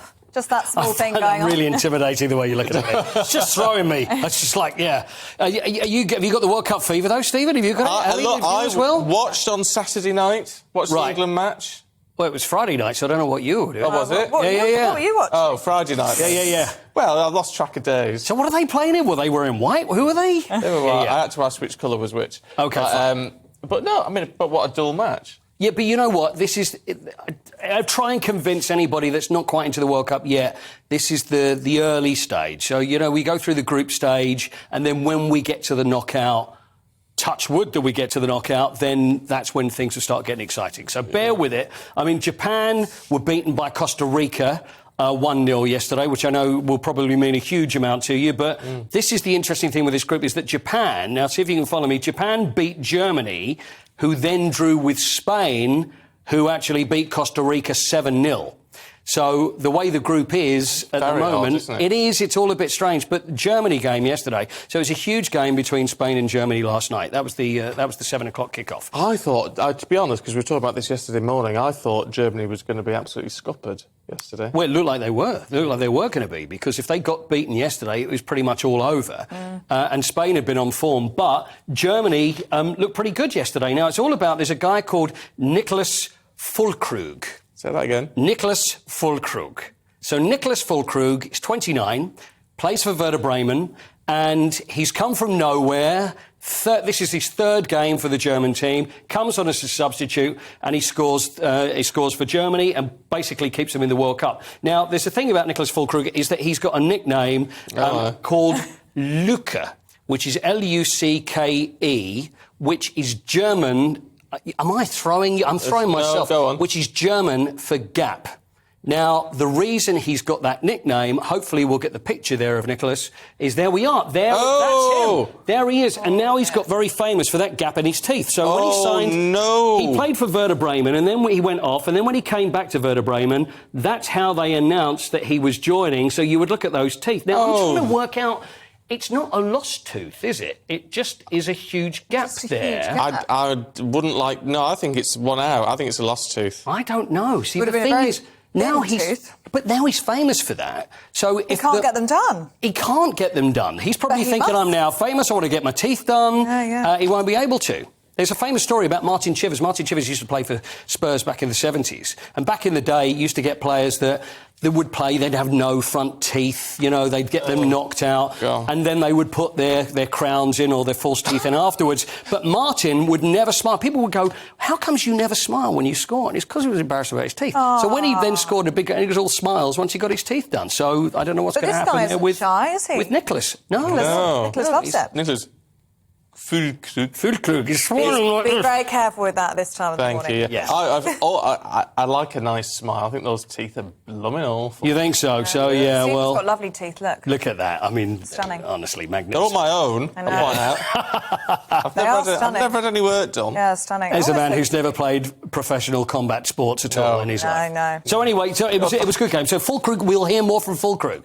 So just keep an eye on the teeth because I think they may change over the next few years. Yeah, well, let's hope so. I wouldn't blame him. No. The Moroccans are happy. Should we have a word on the Moroccans? Yes, Morocco, Belgium. So Belgium are an interesting bunch. They're ranked second in the world. They've got great players, but they are an ageing side. And I just think they've never really reached where they should have done. They've got great players, every one of them, but then Morocco came out. And it just shows the passion to win. They just don't seem to have that at the moment, the Belgians. So there was trouble in Belgium as well. There was riots as well, which is incredible. Which is interesting considering it's been said that over in Qatar that it's the English fans have been extremely well behaved, whereas usually there's some sort of trouble. So there hasn't been so far. Well, again, let's just hope it stays that way. Well, but in Belgium, we're very, very unhappy, and there was problems riots there. in the street. Awful, isn't really. And Croatia beat Canada. So Canada, who also looked quite good, scored a goal because they were desperate to score a goal, went 1-0 up against Croatia, and then Croatia stamped all over them. So they're out now, Canada. Effectively, yes. Yeah. Tomorrow, then, Group of Death, or whatever we're called. Is that what we're called? Yeah. I don't think we're quite Group of Death. This Group of Death is like... I was told. Really? It's someone else. Was it? Yeah. Was it Aidan told you? It was Aidan. I bet it was Aidan. I might have known it was Aidan. Yeah, he was saying it's Group of Death. Well, it all depends. You can call it... It's very dangerous that there's a very high chance that you're going to get knocked out. England against Wales, and we'll probably talk more about that tomorrow, but that's tomorrow night. So Wales definitely need to win. They really need to win, and also they need the other game to go their way as well. So it hasn't been very good for them. I was just going to say, sorry, yes. we could lose to Wales 3-1 and still qualify. Yes, we could, because we've got one, we've drawn one, and we've won the other one. You're just trying to get me on the maths, aren't you? That's what you're going to do. Throw me off towards the maths. You'd be impressed. I am impressed. I'm always impressed. But everything all falls into place once we get to the third games. So what do you predict will happen tomorrow then? Because if we don't do very well... She's asked me about prediction. Do you think we'll hear booing again? That's what I'm getting at. We will hear booing again if England lose, without a doubt. If England draw to Wales, we might do that. But the thing there's arguments about Gareth Southgate. There are some that are pro, some are against, whereas I'm straight in the middle. But as far as Gareth Southgate's concerned, it's a very cautious approach. We very much enjoyed the result against Iran, scoring 6, then against the USA 1-1. He was very happy after the game, saying, 0-0. And he's saying, look, we were very happy because we didn't concede, whereas he seemed happier with that result than he did than beating Iran 6-2 because they conceded goals. So it just shows that it's all about keeping the defence tight, not letting in goals. But some of us like to see a little more free-flowing excitement. Oh, excitement. It sent me to sleep on Friday night. Did it? Yeah. I can't remember what day it was, so there you go. Wow. But that happens when you work these sort of shifts. You never know what day of the week it is. Embrace the World Cup. Embrace it. Once we get going, after the third round, the third group, and then once the third games are out of the way, knockout, and then it really will start ramping up and getting exciting, I promise you. Paul, I'll hold you to that. Thank you very much. Thank you very much indeed. It's a pleasure. Right. I'd like some World Cup fever. Would you? Yeah, I'm not feeling it at all. Fever. No. Fever, Las Vegas. Yeah. Right, we're going to take a break. Dawn, no, I'm blaming you. I'm blaming you. Dawn Neeson and Chris Akabusi are going to be here in a couple of minutes.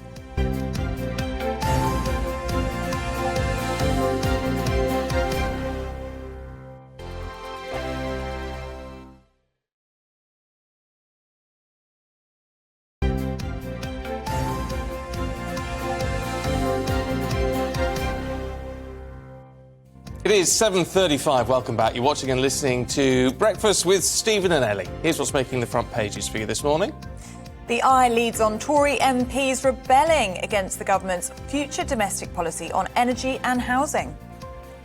The Times has the UK's military personnel potentially stepping up to support the NHS in the event of winter strikes. And the Telegraph discusses the protests across China against the government's zero-COVID policy. The Mail has Sir Keir Starmer vowing to scrap charitable status for private schools.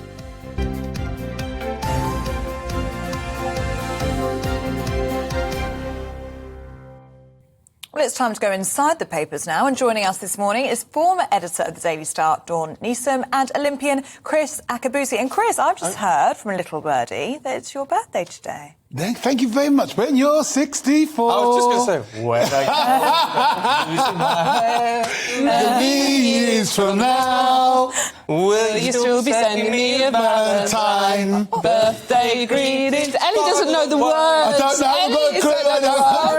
I haven't got a clue. 64. I know. I thought I was 46, but I woke up 64. You're looking great.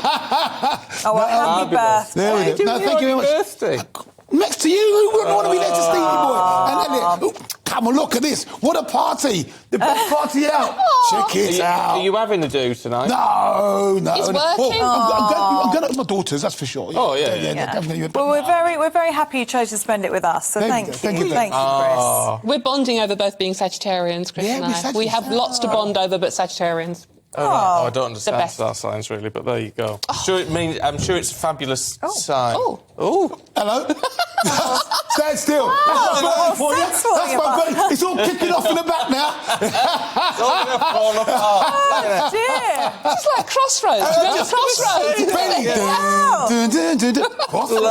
it. What is going on? Chaos. Anyway. Right, let's kick off with the Eye, should we? Do some work. Sunak's losing control. I mean, we're losing control, but I dread to say. This front page of the Eye, and this is Rishi Sunak, who is obviously giving a speech laying out his plans at the Lord Mayor's banquet in the city later on today. But he's already, how long has he been in the job? It feels like 5 minutes, doesn't it? Yeah, that long. You blink and there's another one. But he's facing revolt from Tories over energy, housing, migration, policing, transport. There's a whole list of things. I mean, the big thing seems to be this wind farm thing. Yes. I mean, they're trying to force him into a U-turn. According to Grant Shapps, no. No, it's not happening. I don't understand. I'm curious that a cabinet minister would say that. Oh, no, but Kai's got a fair point. The papers do ramp things up a bit. We were talking about... We heard you say that, Chris and I. I said, perish the thought that newspapers ever make anything up. Honestly. But that is the latest Tory rebellion. I mean, at the moment, we're not... basically we're in the throes of a dying party, and people know that they're going to get the tic-tac at the end in 2 years' time, and so they're having the squabbles out and in public. But actually, when Keir Starmer took over the Labour Party, that was also in disarray, and he's not charismatic. He doesn't project himself when it comes to speaking, but what he is very good is very managerial, and he's down the battens on a dysfunctional party and Labour Party. So you can see the script. All the media are looking at the Conservative Party saying, these guys, they're dying, they're falling apart, they're arguing. Oh, look over here, a ready-made replacement.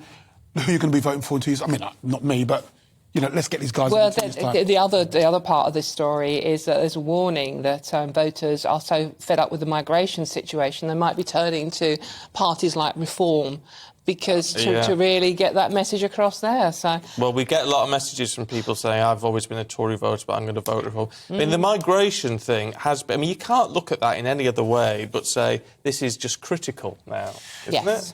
Well, yeah, again, my fear with that is that, yes, we've talked a lot about migration, and every now and again, sort of we in the media, we get, when I say a flavour of the month, some topic gets all of the highlights. I remember sort of 2-3 years ago, we were all talking about ISIS, we were all talking about beheadings, we were all talking about terrorism. We don't talk about that anymore. Does that mean that there's nowhere in the country where that sort of atrocity is actually happening? I don't know, but what we are now talking about is a migration challenge. The problem is with migration... Alan's been in touch. Morning, Alan. Said you should come to Eastbourne. We have 10 hotels, 2 more on the outskirts. We simply won't have tourists next year because all the hotels are already full. Because the problem is...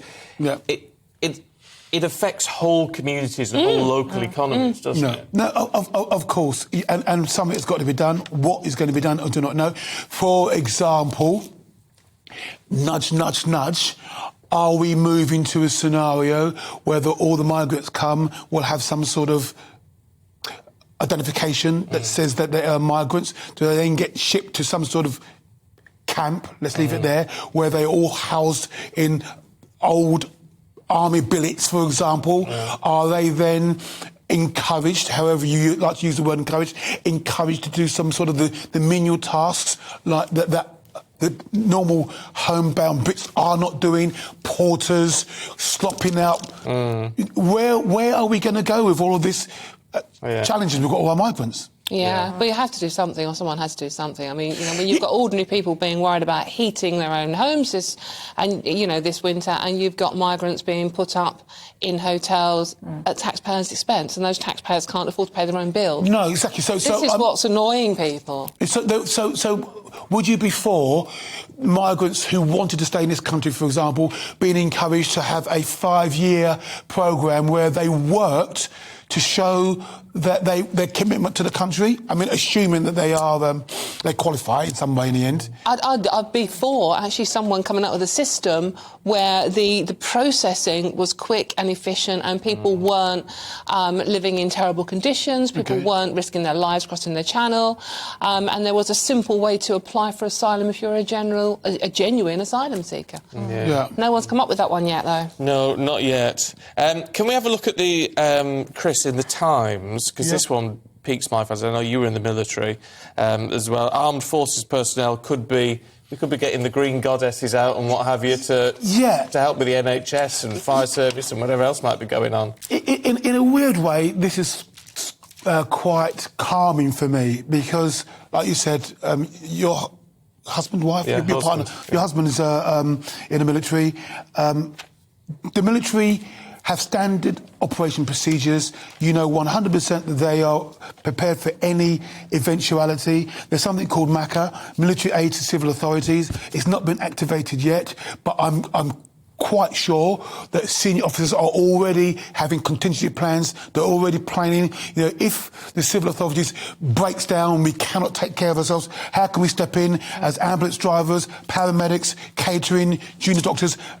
In the Times, it's about the NHS crisis. If they do go to a strike, how do we ensure that the basic facilities are kept up and running? And it's quite calming for me to know that actually the military have got us. We've got a contingency. We have got a contingency plan, and I know it will be tickety-boo. They've been planning, they'll have exercises, and they'll be ready for when they're called upon. Even though at the moment no one's asking the military to worry about it, the military are worrying about it. Well, Chris, you're not alone. Sorry, we've got a GBView that says almost the same thing as you, Chris. It's Nancy. She says, It's good to see the army being brought in to run the NHS. At least it might run properly. You need to stay in hospital to see how bad it truly is. So I think it will calm a lot of people. But it's also, it just brings it home, doesn't it? Just quite how overwhelmed and understaffed our NHS is, but we're having to draft in the army. It's a frightening proposition, isn't it? It really is. I mean, you know, as I was saying, everyone agrees that it's not working at the moment, it's not fit for purpose, but as soon as you go down that road and even try and have that debate, you want to privatise it. No, we just need to talk about the situation we're in. I tell you what I find very interesting with this, because it's interesting that if you had a contingency plan for something like the railways or the post office, it would be seen as undermining the strike action or the validity of the strike or the message of the strike.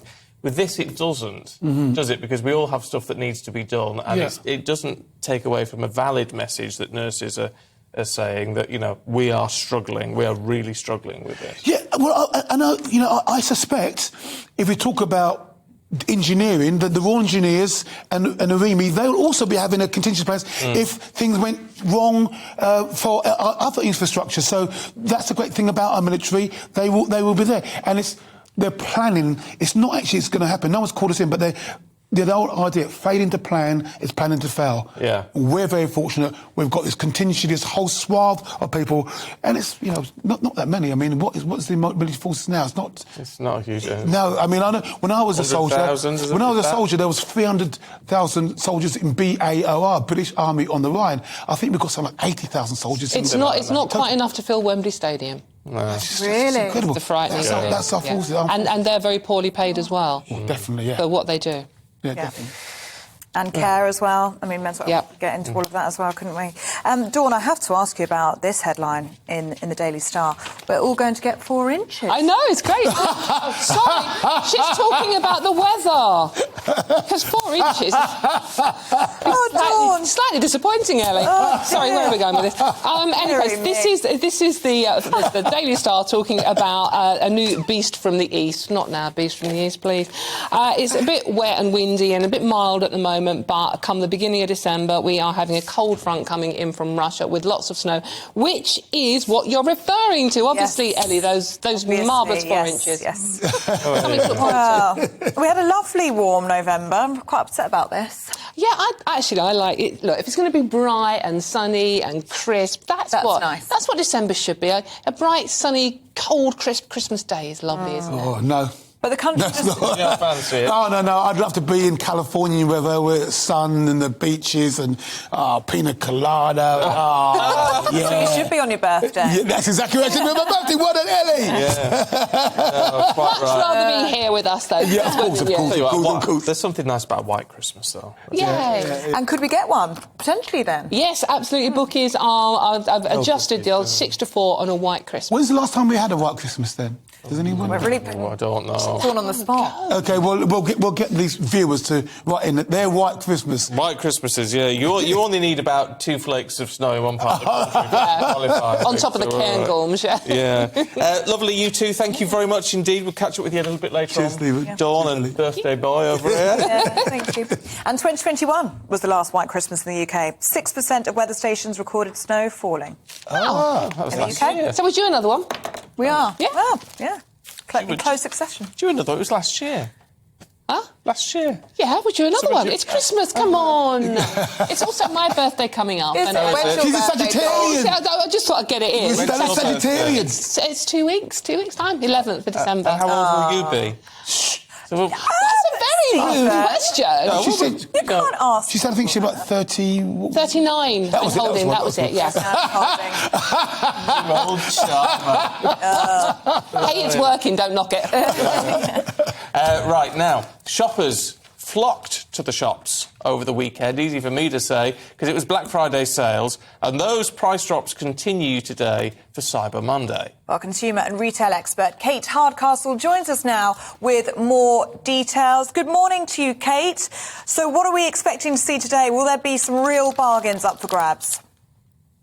Well, good morning both. Yes, just to confirm that there was a slight up for Black Friday, and that wasn't particularly in stores, although generally people were out shopping. And hearing it on the ground, I've heard from a lot of retail parks that were seeing queues of cars outside the car parks, a lot of busyness, a lot of popularity of some of those deals to be had. I think it's worth pointing out that as we know, this doesn't mean that this is the best time of year to buy in terms of the best deal you can possibly get, but it's a good time of year to get the bargains if you're looking to buy for Christmas. And obviously, you've got the budget to do so. So today is the start of Cyber Week. Used to be Cyber Monday, but as all of these things have been elongated now into a whole month of seasonal shopping. And certainly in amongst there are some bargains to be had, but very, very important to stay savvy and wise online when it comes to shopping too. It's all nonsense, Kate, in the fact that, I mean, I thought Black Friday was a week last Friday because that's when it popped up on the website on Amazon. So I've been busy buying Black Friday deals online. Cyber Monday, well, half the shopping's done for Black Friday is done online anyway. So Cyber Monday becomes a nonsense. And as you say, it's become a week of its own right. I mean, we're not going to fall for this. It's all just become marketing, hasn't it? Oh, you do sound like the Grinch, Stephen Dixon. The shopping period is a month long of activities. Retailers are very, very pleased that people are showing some interest. And I think one of the things that's really changed this year, which we predicted last week, was the type of products being bought, particularly those cost-saving energy heroes. Your air fryers are very popular, heated air dryers, and indeed things like electric blankets. We've also seen a lot of Christmas gifts going to sale. You might be a little bit perturbed if you bought last week, because I've actually found some bigger deals and extra discounts starting this week, but you might not get the stock, and that's the chance you're taking at the moment. We know a few of those retailers are still struggling with supply issues on a few items, and if there's a particular thing you've in mind, it might be well worth to check it out. As we always say, though, check your prices out online. You can go to sites, there's Price Runner, for instance, and you can see the comparison week on week on a lot of these very popular products. I don't know if there's a graphic available, but I just popped in the Nintendo Switch, which is a really popular electronic toy for children this time of year. And you can see the graph and see how it peaks and troughs throughout the year. There are always better times of year to buy, so it's really good if it's quite an expensive item. There we go. Look, there's the graph. Can you see that? Guys, Yeah. Ellie, can you see? Yeah. It was so much cheaper actually earlier on in the year than the peak of that price right now on one of the retail websites. So it's actually more now than it's been for other times in the year. So it's really worth, if it's more expensive, checking it out on one of these websites. Just Google price comparison website and the item you're looking for.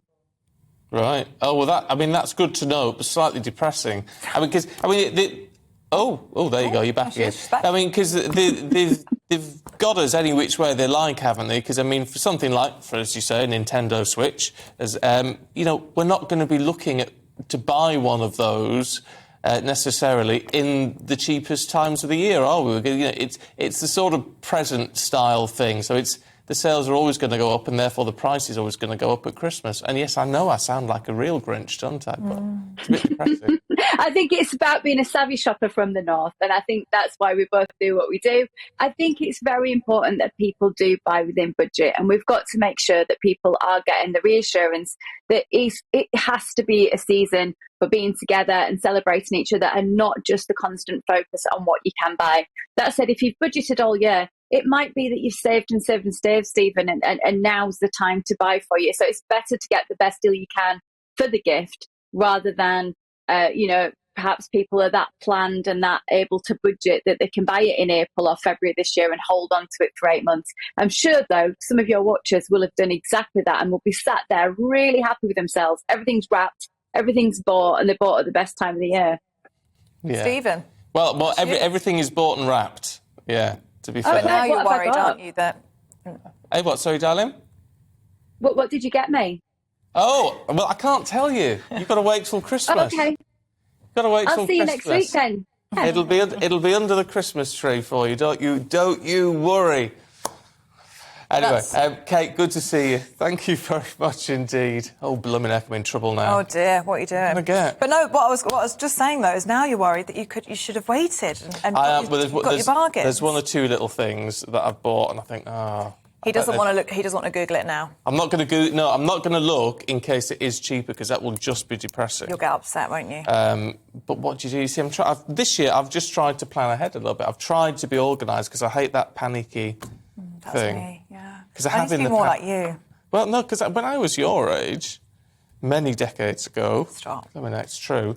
I remember going shopping on Christmas Eve and all that sort of thing. Classic man. Yeah. That's what you do. No, I'm a bit better than that. I usually start in December, but I'm feeling it now. I'm going to get busy today, Cyber Monday sales. Let us know if you catch any good bargains today. gbviews@gbnews.uk. Yeah, also tell us what your favourite last meal would be. I know it sounds a bit depressing, but apparently steak and chips. But we both want a pizza. Let us know. See you in a couple of minutes. Looking ahead to today's weather, and the UK is looking foggy to start for some, with some showers around southern and western coasts. Let's take a look at the details. Starting off in the southwest, and here there will be bright or sunny spells, but also a scattering of showers which will become more widespread throughout the day. In the southeast, any showers will be largely confined to the coast, so it will be largely dry, with fog thinning out to brighter spells. Plenty of showers around western parts of Wales, and these may feed further inland, but eastern parts will remain still drier throughout the day. A mostly dry picture for the Midlands, with just 1 or 2 passing showers possible, and any fog thinning out to bright or sunny spells. Temperatures near average for the time of year. A similar picture for the northeast. Here it should be mostly dry with early mist and fog thinning and lifting. Some sunny breaks are possible this afternoon and highs of around 8 Celsius. Around Scotland we can expect a few showers through the morning into the afternoon. These most likely through the coast, though inland and eastern parts should be drier with some sunshine. A mostly fine picture across most of Northern Ireland too. Here there should be some sunny skies and 1 or 2 coastal showers. Temperatures rising to around 9 Celsius. And that is how the weather is shaping up for the rest of the day. We are GB News, the People's Channel. And right across the United Kingdom. You can find us on Sky Channel 512. Virgin Media Channel 604. Freesat Channel 216. Freeview Channel 236. And YouView Channel 236. You can also take us with you on DAB Plus Radio. With the GB News app and at the website gbnews.uk. We're absolutely everywhere. Come join us on GB News, the People's Channel, Britain's news channel. O'clock on Monday, the 28th of November. This is Breakfast on GB News with Stephen and Ellie. Here's what's leading the news this morning. Well, the Prime Minister will pledge robust pragmatism as he sets out his foreign policy agenda for the first time today. In a speech in London, he'll stress the importance of a long-term strategy to tackle foreign threats. Well, it comes as a wave of protests rock China in opposition to the country's zero-COVID policy. In a major challenge to his leadership, demonstrators in Beijing last night called for Chinese Premier Xi Jinping to step down. The Army could step in to fill frontline hospital roles under emergency plans to deal with the NHS winter strikes. The proposals being drawn up by health and defence officials could be implemented if paramedics and ambulance drivers join nurses on the picket line. And Matt Hancock has admitted that his choice to join I'm a Celebrity, Get Me Out of Here was controversial. He came third in last night's final, losing out to Lioness Jill Scott. Love to hear from you this morning. You know how to get in touch to join in the conversation today. gbviews@gbnews.uk.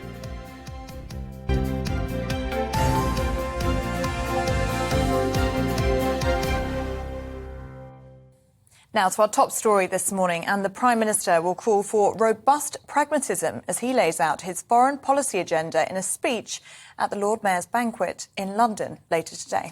Now, citing the threats of Russia and China, he'll say the UK needs to plan for the long term and also stress the importance of a strong domestic economy to tackle competitors abroad. Well, it comes amid unprecedented wave of protests in China against the country's COVID policies. Demonstrators in Beijing last night called for the resignation of Premier Xi Jinping. Well, let's talk to our political correspondent, Tom Harwood, who's here. It sounds extremely vague, Tom. Are we going to get more meat on the bones, do you think? Well, it's interesting looking at the sort of history of Rishi Sunak. He's someone that's very focused on domestic policy. All of his briefs in government have been domestic focused. He hasn't really had a very big fleshed out foreign policy vision. In the leadership election over the summer, there were some sort of policies banning Confucius Institutes, as they're known in the United Kingdom, some tough talk on China, but not really a very large large and coherent philosophy when it comes to dealing with situations abroad. But, of course, in the last few weeks, he's been off in Bali meeting G20 leaders. He was in Ukraine last week meeting Volodymyr Zelensky.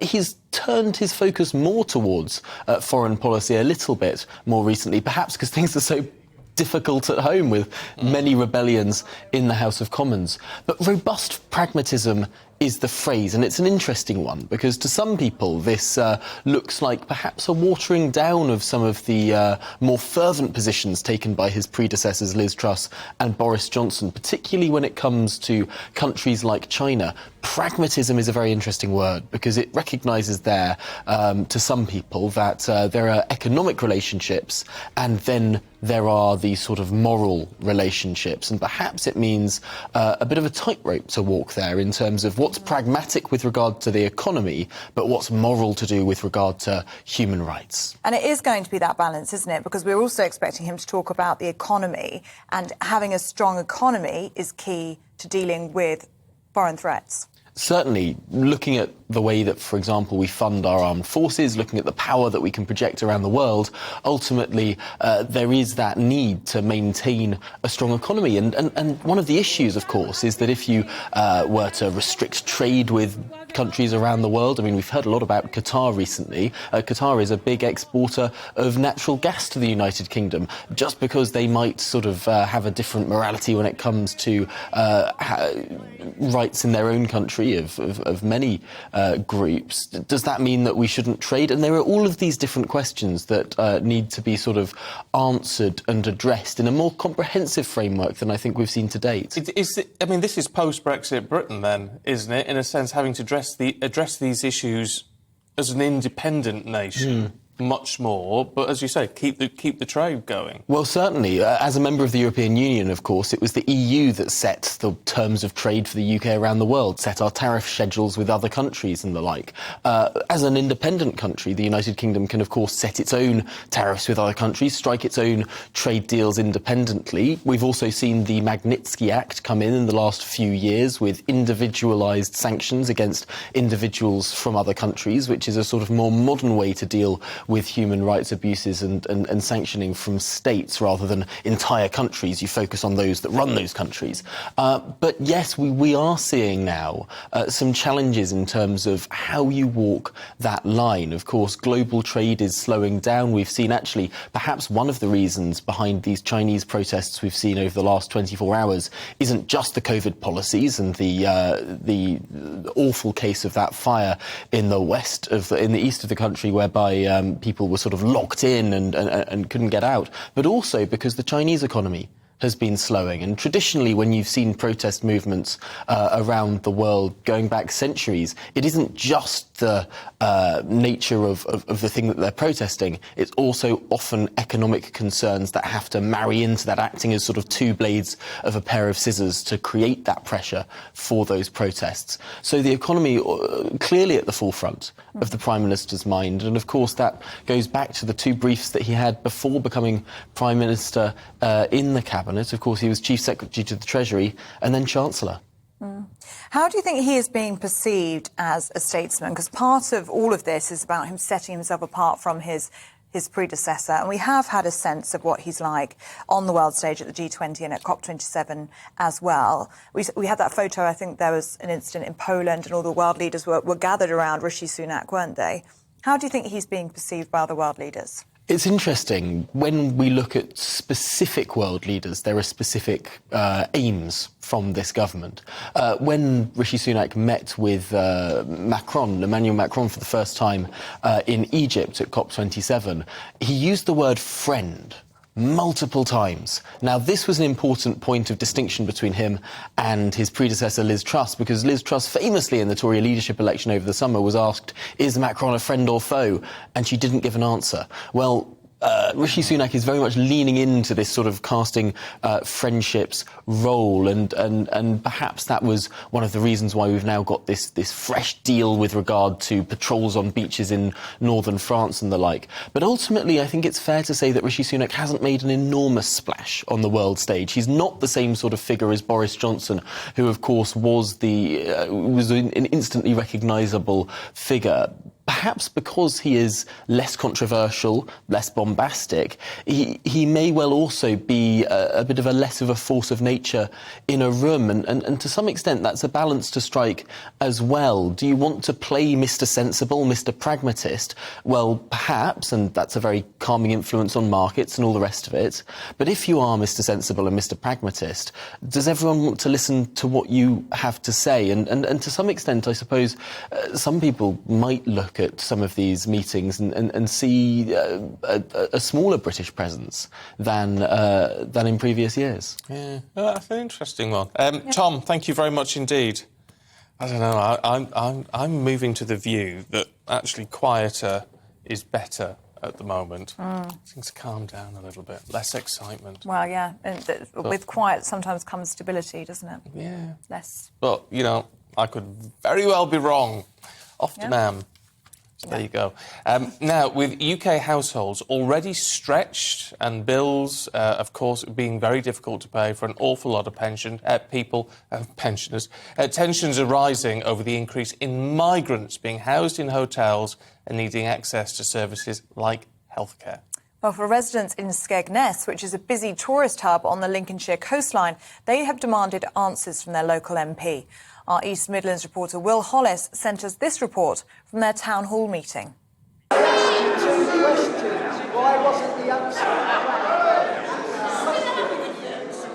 A community at boiling point, the local MP trying to cool tensions. They are from some of the most war-torn and troubled. Despite sitting on Britain's edge, Skegness is at the centre of the migrant row. I'm passionate about, the residents that live here, and a lot of us aren't feeling very safe. We don't know the backgrounds of these people, where they're from, what have they done, what are they actually running away from. They're getting free medical treatment. We can't get a doctor in Skegness. Not everyone is worried. One Ukrainian woman questioned why she was welcomed so warmly, while these men are met with hostility. 5 hotels are being used by more than 200 asylum seekers, while the Home Office struggles with processing delays and a lack of accommodation.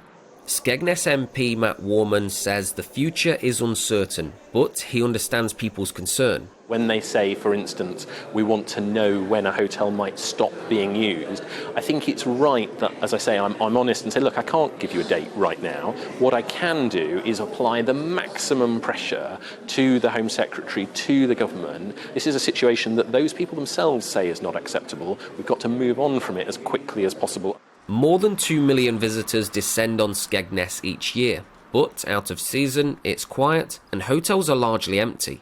The Home Office says that accommodation is needed for 37,000 asylum seekers here in the UK. Some locals say trade is already turning away from the town. Danny and Adrian are on the town council. Without tourism, it's the major industry that we have on the coast, tourists. And if we lose the tourists, then Skegness will be in trouble. These people that are here, unfortunately, have just come through, perilous waters to get to our shores with no money. So they can't support an economy that struggles for over half the year. The local district council, East Lindsey, declined to comment, saying it's a Home Office issue. But in cases where asylum is granted, the council could face additional pressures, according to the leader, Craig Leyland, speaking of his own accord. We would say there's a balance between what we can do locally in terms of the numbers that we can support and how that goes forward.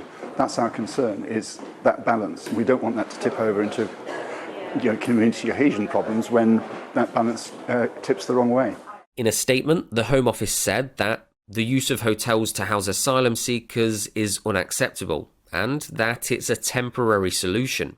The UK hit its highest levels of net migration this week, despite Brexit and border promises. In Skegness, a town with the highest Leave vote in the country, referendum wishes and reality are very different things. Will Hollis for GB News in Skegness. Now, the World Cup group stage is coming to a close, but there's no end in sight for the drama, especially after yesterday's results. Yes, Morocco were the latest team to shock the world, beating 2018 bronze medalists Belgium 2-0. Well, let's head to Doha. And Paul Hawkins is there for us, soaking up all that excitement. Morning, Paul. Yeah, morning, Stephen. Big shock yesterday, Morocco beating Belgium 2-0. Huge. Frankly, it's fascinating, the group stage at the moment. So many shocks, so many defeats, and people are starting to try and do the maths now to work out what they need in their final round of group games on Thursday. I've just been trying to do it myself here. It's really difficult. And of course, Spain drew with Germany last night, 1-1. Japan losing to Costa Rica after they beat the Germans. So actually in that group, Spain, Germany, Japan and Costa Rica, any of those 4 teams can still qualify. They play on Thursday evening.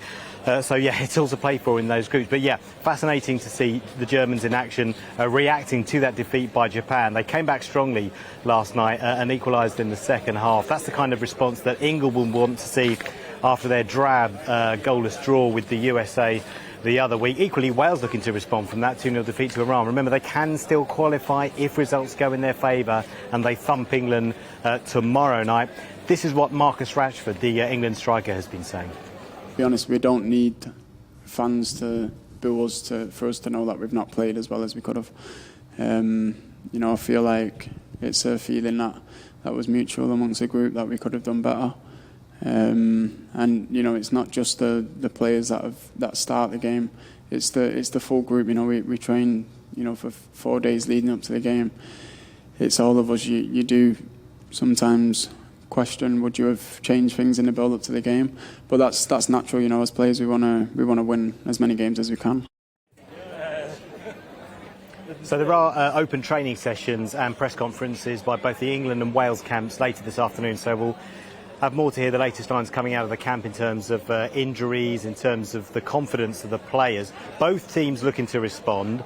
Normally both teams will be up for it, given it's England against Wales, but it's going to be even heightened given Wales have to win and England will want to respond after that rubbish goalless draw with the USA. In terms of what's happening today, Cameroon take on Serbia in the early kick-off. South Korea against Ghana. That's at 1 o'clock, all these times GMT. 4 o'clock Brazil, Switzerland, and then this evening at 7 o'clock your time, Portugal take on Uruguay, which should be a good one to watch. Lovely stuff. Paul, how hot is it out there? I mean, you certainly look a little bit damp. Yeah, I'm not going to lie to you. It's about 30 degrees today, although the forecast says that within the next week it should drop to 25. But yeah, it's pretty hot out here. The only good thing is, in terms of if you don't like heat, by about 4:30 the sun drops. About the same as in the UK, to be honest. So the actual heat of the day doesn't last too long. It's not like those light summer evenings that we get in the UK. By about 4:30 the sun disappears and then it cools off a lot. But at the moment, it is roasting in the souk. Yeah, I bet it is. Paul, thanks very much indeed. But the humidity as well to go with it, won't it? Imagine playing in that. Yeah, but they've got aircon, haven't they? Well, yes, supposedly. Well, they have. But there was reports over the weekend that they keep turning it off, apparently. Oh, really? I saw a video of the DJ in the stadium wearing a big hoodie, and he was like this, standing on the sidelines. Really? And they were like, that's how powerful the aircon is. Like, I suppose it has to be. And it's actually quite cold in the stadium. Oh. We've got differing reports. We have got differing reports. I only read what I read in the newspapers about it all. Yeah. I watch videos on TikTok. You watch videos on TikTok. You see, it's 20 years age difference. That's what you get. Yeah, right. It is 16 minutes past 8. Let's bring you up to date with the rest of the stories today. Armed forces could stand in for frontline hospital staff as part of emergency plans to deal with possible strikes over winter. It says ambulance drivers and paramedics consider joining nurses in their upcoming walkouts. The government says it's working on a range of options with the NHS to manage disruption during industrial action. The government's launching a £1 billion scheme to make middle-income homes more energy efficient, mainly targeted at households that don't currently get support to upgrade their homes, a fifth of the funding being targeted at the most vulnerable. The Business Secretary told us the government wants to help people save money. It's £1 billion, which is in addition to a lot more money that's been provided previously, is to allow anyone in any kind of housing, could be private rent, it could be their own home, social housing, to improve the property in order to make sure that it meets those higher standards, and that will save people, quite a lot of money. Over 50 Tory MPs have urged the Prime Minister to change the modern slavery laws in a bid to tackle the migrant crisis. Former cabinet members say the changes would make it easier for people they believe are bogus asylum seekers to be returned.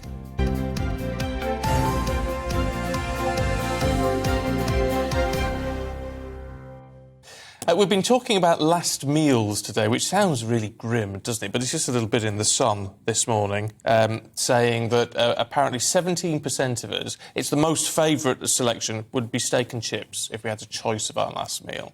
Which I can understand. 15% went in for a roast dinner. Fish and chips was third, followed by a fry-up. And it's got you talking at home as well. Has got you talking. Yeah. Yeah, go on. All right, yeah. Peter says, good morning. Good morning, Peter. My favourite meal during the week is steak and chips, but Sunday it's got to be roast beef and all the trimmings. So, Peter, Yes. it sounds like you'd have both. Well, it's just cow, isn't it? You like cow. You like beef, yeah. Matty says, Matty, last meal would have to be smoked salmon, scrambled eggs and 2 magnums of Veuve Clicquot to go out with a smile. Well, it would definitely be guaranteed your last meal. 2 magnums of champagne. Yeah. I think that'd probably kill you. Out. Yeah, it'd take you out, wouldn't it? Probably would kill you. I like your style, though. Fancy. I like it. Andy says, warm, high-end steak pie, not just any steak pie, high-end. High-end. On buttered, crusty bread and tomato sauce. You see, you go high-end and then we cheap. We go off the edge there, Yeah. But no, that's not necessarily a bad mix. It's not necessarily... I mean, I'd go pizza. Yeah, so would I. Pizza. We've got so much in common. common. What sort of pizza? See, no, don't ask me that because I'm very boring. See, I'd go a margarita. Me too! Why are we so in love? Yes, margarita. All the way. You don't need to complicate issues. No, he is a married man. I'm joking. I'm obviously joking. But no, it's amazing. We have so much in common.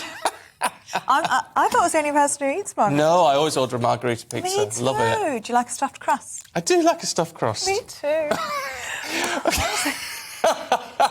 Everyone always judges me. I love the fact you're the same. That's the last time I ordered pizza, which was about 3 weeks ago. I had stuffed crust margaritas. Exactly what I had. A large one, all to myself. Really? Yeah. You'd never know that looking at you. You put away a large pizza. Fabulous. I certainly can. Well, do let us know what your last meal of choice would be. Clearly, we'd be having a pizza party together, wouldn't we, in our last moments? GBViews at gbnews.uk. You are properly crackers here. I love you. Look, coming up in a couple of minutes, we're going to be talking to Labour's Jonathan Reynolds as they call for more support for small businesses.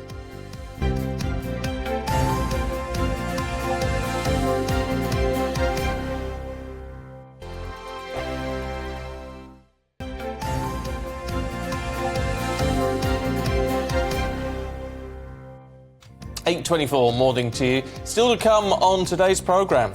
The RSPCA has seen a 25% rise in cases of abandoned pets. At 8:45, we'll speak to the head of the charity's frontline rescue team about the danger to pets this winter as the cost of living crisis continues. No, it's heartbreaking, isn't it? Also, would you believe, would have been Judy Garland's 100th birthday today, so there's a big showbiz celebration taking place tonight to raise money for youth homelessness. We're going to be speaking to one of the actors in the show, Lisa Maxwell.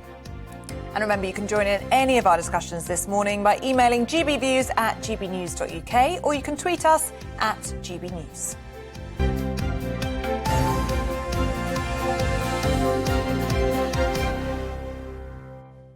Now, Labour's claim that not enough is being done currently to protect small businesses as the cost of living crisis continues to worsen. Well, joining us now is the Shadow Business Secretary, Jonathan Reynolds. Good morning to you, Mr. Reynolds. So how did we get here then? Good morning. 3 in 5 small to medium businesses, they're waiting on money that's tied up. £20 billion we're talking about. Yeah, absolutely. So this is a huge issue, and this week is the run-up to Small Business Saturday, which is coming up this Saturday. A great chance to support local businesses that mean a lot to people in their local communities. But this issue of late payment is a very, very significant one. It's actually one of the biggest reasons smaller businesses fail. And at any one time in the UK, there's around £20 billion of invoices unpaid. So you get a sense of the scale of the problem. So a future Labour government wants to do something about this, but we do have the chance in this session of Parliament to take action because the government has an audit reform bill, and what we want to do is put an amendment to that bill when it comes before Parliament to make sure audit committees of big public companies have to report on how a company is performing on this, because one of the issues we see at the minute is there are some rules around this, but obviously if you're a smaller business you can be very dependent on a larger business for your contracts. You can't always enforce your contractual rights and terms, so having some more transparency we can easily do by amending this bill is the right way forward and could make a big difference. I'm going to say, it's pretty simple, pretty straightforward, and it's just, we're talking cash flow, aren't we? I mean, it's as simple as that.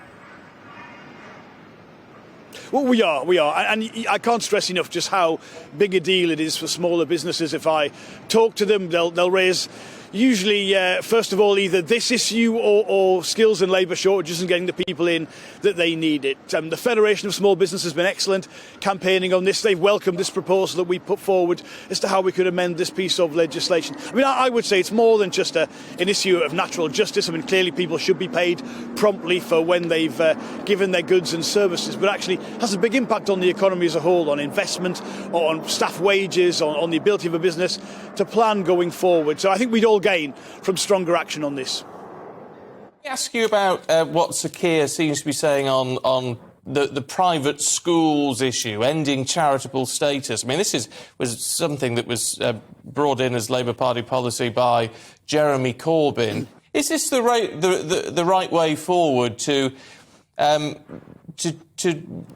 remove that charitable status for private schools? It's going to end up costing parents a lot more money. Well, I think it is the right thing, because I think as a country we've got to be ambitious, we've got to have aspiration for every child in the school system. And if you look at the money that this would raise, it's about £1.7 billion. We could use that to employ 6,500 new teachers, to make sure there's access to mental health support for all young people, to make sure there's access to professional careers advice. And as a country, we've got to take seriously the needs of every child and have, as I say, the aspiration needed for them. And this is the right policy. And I think those things we could provide with this money is just a much better use of resources than the charitable status they currently have. Tonight we're going to hear from Rishi Sunak laying out his foreign policy agenda for the first time at the Lord Mayor's banquet. And this is coming after these scenes that we've seen in China, these huge protests going on, the biggest since Tiananmen Square. What's Labour's stance as to what we're seeing in China at the moment?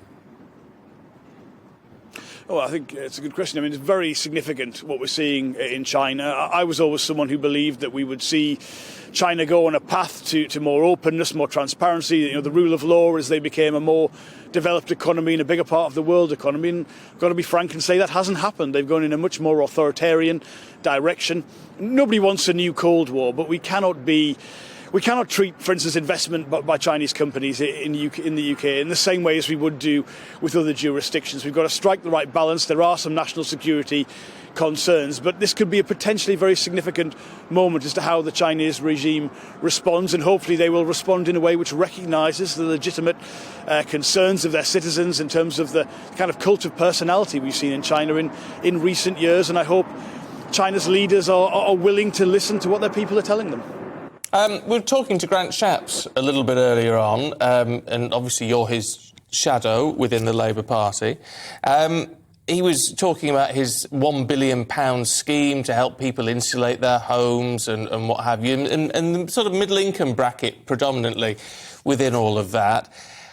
It does seem, doesn't it, that you can hardly get... I mean, the reality is you can hardly get a cigarette paper between Labour and the Tories at the moment when it comes to policy. You might have people might have different perceptions of you as parties, but actually on the policy front, you're quite similar, aren't you?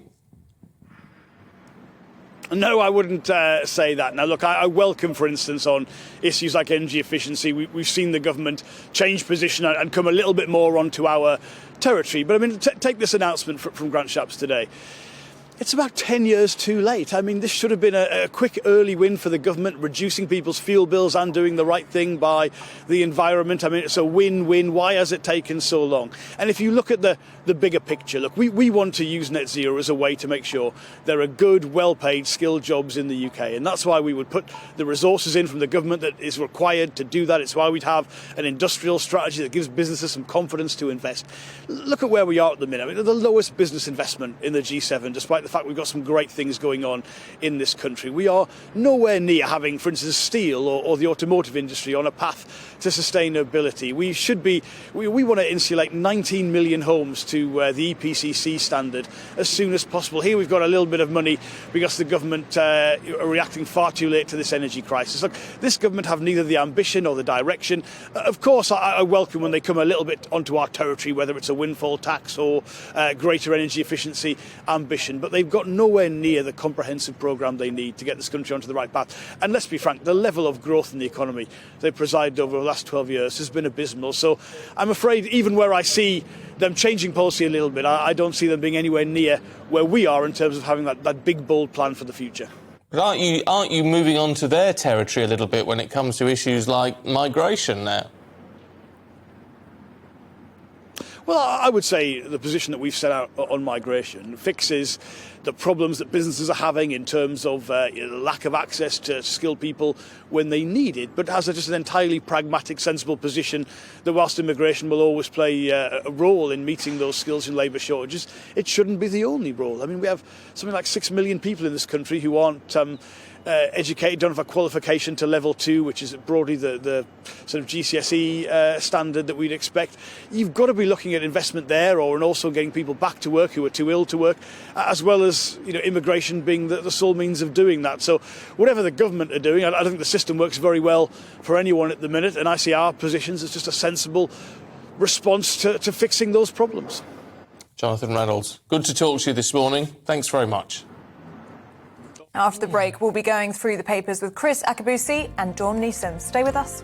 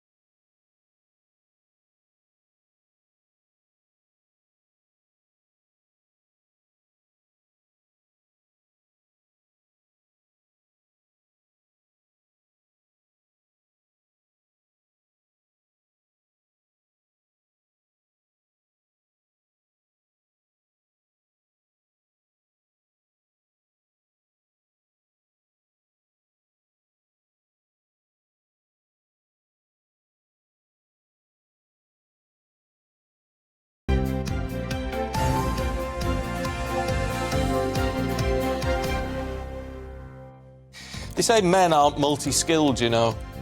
Where did that come from? No, I was just thinking that they always say, men can't multi-skill. As I'm presenting a live TV programme, I've got just a message saying, "Hi, Uncle Stephen. I was wondering if you could help me with my LinkedIn profile."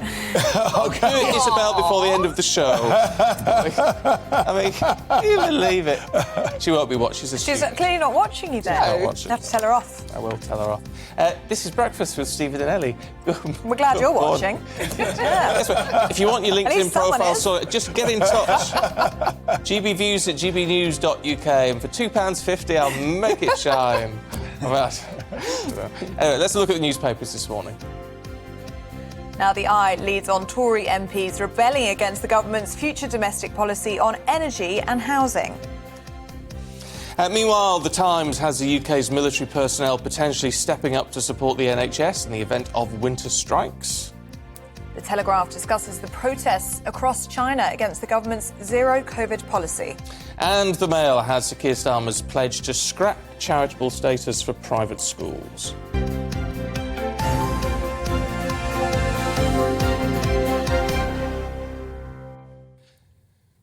Oh, is it me? It's you, yes. Yes. It's been such a good morning. Now, it's time to go inside the papers with former editor of the Daily Star, John Newsom, and Olympian Chris Akabusi. Brilliant to have you with us all of this morning. It's our last rodeo together. You're a terrible liar, Ellie. It's really brilliant. But we need to do some work as well. We're having too much fun. Chris, let's look at the Mirror, shall we? Because this is a bit of a shocking story. It's about a huge waste of money. The cash lost to COVID schemes could pay the salary of every police officer. Yeah, exactly. So the headline is criminal waste. The loss from COVID fraud and ever could pay the police wages. And you got the balance of 6.7 billion was lost to fraud for the government COVID schemes, while the now Prime Minister was the Chancellor. And it cost 6.5 billion to take care of the total salary of the 164,000 of the police officers. And you can see where battle lines are being drawn. You've got the PPE scandal, you've got the track and trace, where lots of money was lost, and also then the help out to eat out, for example. It wasn't monitored. A lot of bogus claims were made where they got the half-price deals and they're just making up customer orders. You've got the bounce-back loan for small business people. There's $1 billion lost there. You've got the furlough scheme. 3.5 billion was lost there. And when you think of the, I won't even say austerity measures, but the recent mini-budget that we had, or the autumn statement, should I say, where we, the public, have been forced now with paying back all of these losses. Rachel Reeves, who's the Shadow Chancellor, she's making it quite clear it's on your watch, Mr Sunak. So you can already see now... but I'll tell you what, you've got to put it into context, haven't you? And say it was a time of crisis. Yeah. People I know everyone says, well, we need to claim it back or we need to prosecute or what. I mean, it might end up costing more to try to claim it back, or... This is the problem, isn't it? I mean, if there was an easy solution, they'd be taking it, wouldn't they? Yeah, I mean, look, it was time of crisis, but still, when you just think that there were no... Again, we talked earlier on about SOPs. From a military background, you know, that we've got checks and balances for everything, and we've got standard operation procedures for everything. I can't imagine the army getting caught out like this, and yet our government, who runs a country, had no SOPs for the pandemic. Now, I know that there were scenario plans and we deviated from that. So I'm at a loss, really, to think of the inefficiencies that are at this level of organisation. Yeah, no, well, it's hard to disagree. But then people, then there are people ripping us off as well. I mean, it's these companies, businesses, individuals who have ripped us off. Yeah, I can't understand the mentality. Well, I can. They're criminals, quite clearly. The mentality of a business, because a lot of these help out to eat out, money was given to non-existent restaurants. Yeah. That were just registered to rooms. Absolutely.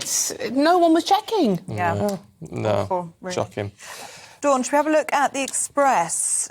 No, lots of our viewers aren't going to like the sound of this. Motorists facing more chaos from Just Stop Oil in the run-up to Christmas. Yes, indeed. This is the lovely Just Stop Oil again. They are starting a Christmas campaign. How lovely for them.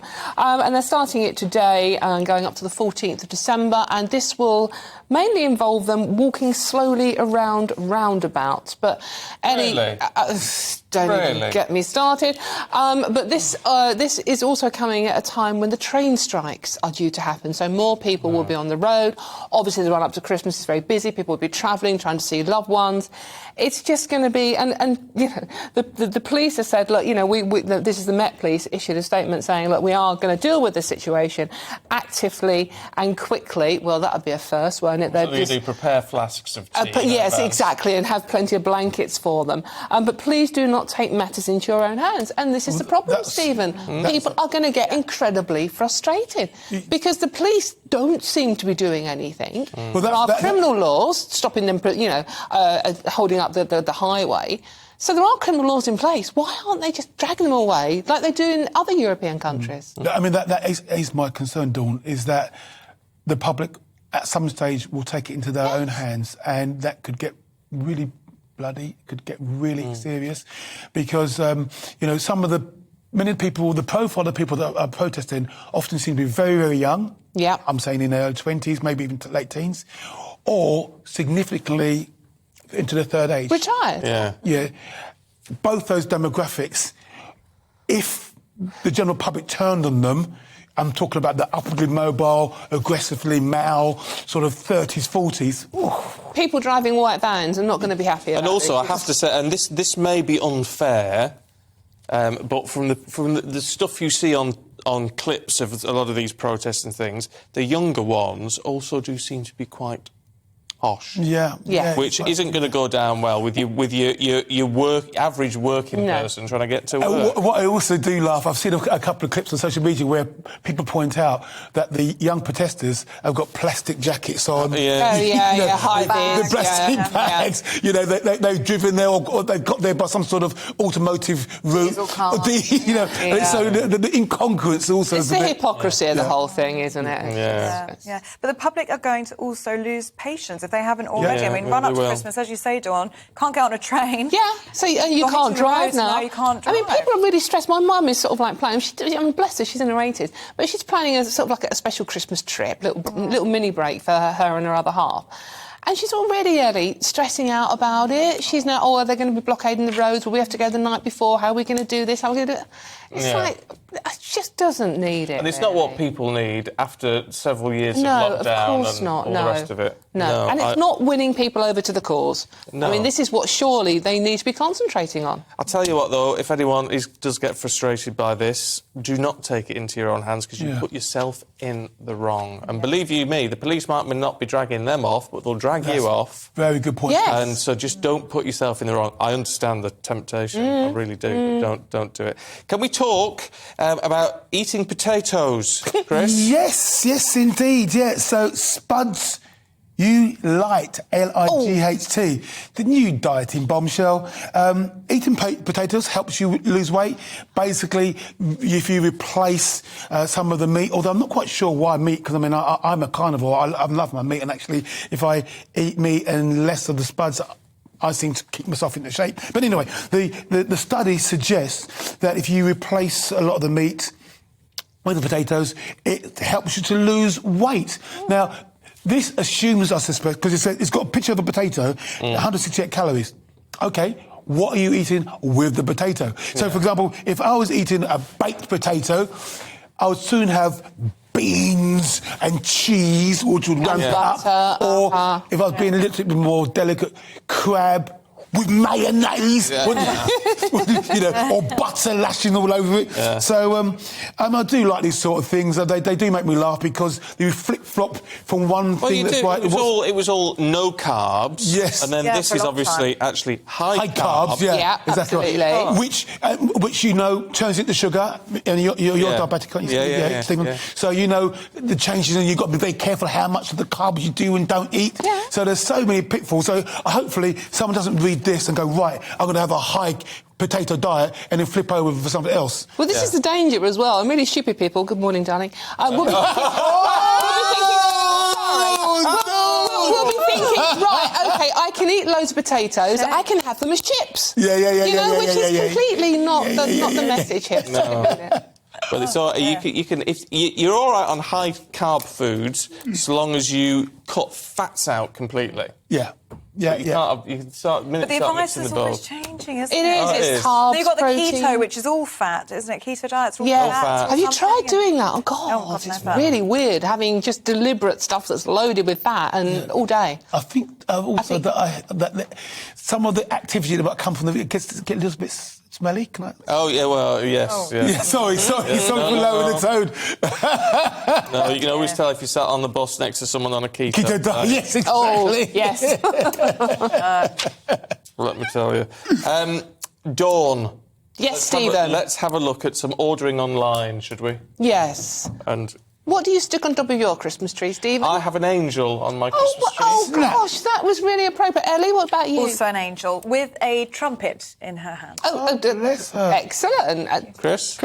Well, I'll fluctuate. I've got an angel or I have a star. Right. The star, yes, Nice. indeed. Yes. Well, I also am a team star on this one, and this is pastry in the sun, which is always quite good fun. And this is a lovely lady called Chloe Hewitt who ordered a woodland star to sit on top of the family Christmas tree. And that was going to cost her £3.99 from the Range website. And instead, she was sent a 2-foot talking dinosaur for £16.99. Now, the thing is, Chloe's little girl, she's Skylar, she's 7. Hello, if you're watching, Skylar. She was so thrilled with the dinosaur. Aww. They've now got the talking dinosaur, 2 foot of it, sat on top of the Christmas tree. Oh, well, it looks quite good. It looks lovely, doesn't it? Just the paper and the walls. I mean, I'm sure there might have been a dinosaur in the manger with baby Jesus. We don't know for sure. Well, I don't think so. It might not be traditional, but it looks all right. It looks lovely, yeah. Dawn, Chris, we've got to leave it there. It's been really good to see you. Thank you, guys. Thank you.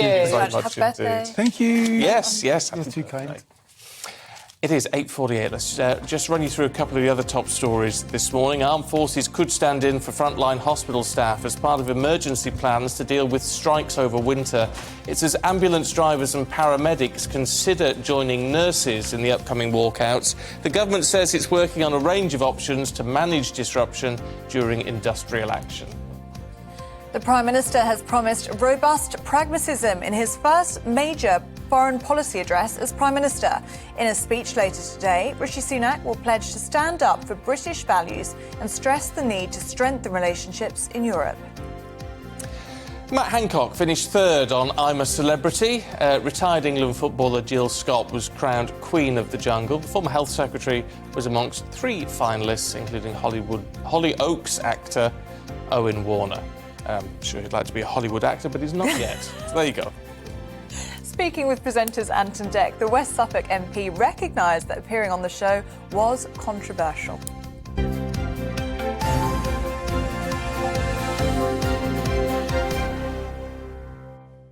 Now, lockdown saw a rise in a lot of us getting furry companions. Good thing, OK. But cost of living crisis is now seeing families struggling to afford them. Yes, new figures from the RSPCA today show that the charity has seen a 25% rise in the number of abandoned animals being dealt with by its rescue teams this year, as well as a 13% rise in neglect. Well, let's talk to the head of the RSPCA frontline rescue team, Dermot Murphy. Good morning to you. Good morning. And look, let's get to the nitty-gritty here, because when you're a frontline rescue team, the stuff you must see and your teams must see must be absolutely heartbreaking. It is. We do, and my team see the very worst of what people do to animals, and it's very hard to deal with. It is a very tough and a really emotional job. And something they do extremely well. See, whereas I'm obviously very concerned about a 25% increase in people not being able to look after their pets, a 13% increase in neglect almost strikes me as worse. I mean, you can hand someone over to a rescue centre if you really can't cope, but to neglect an animal, to me,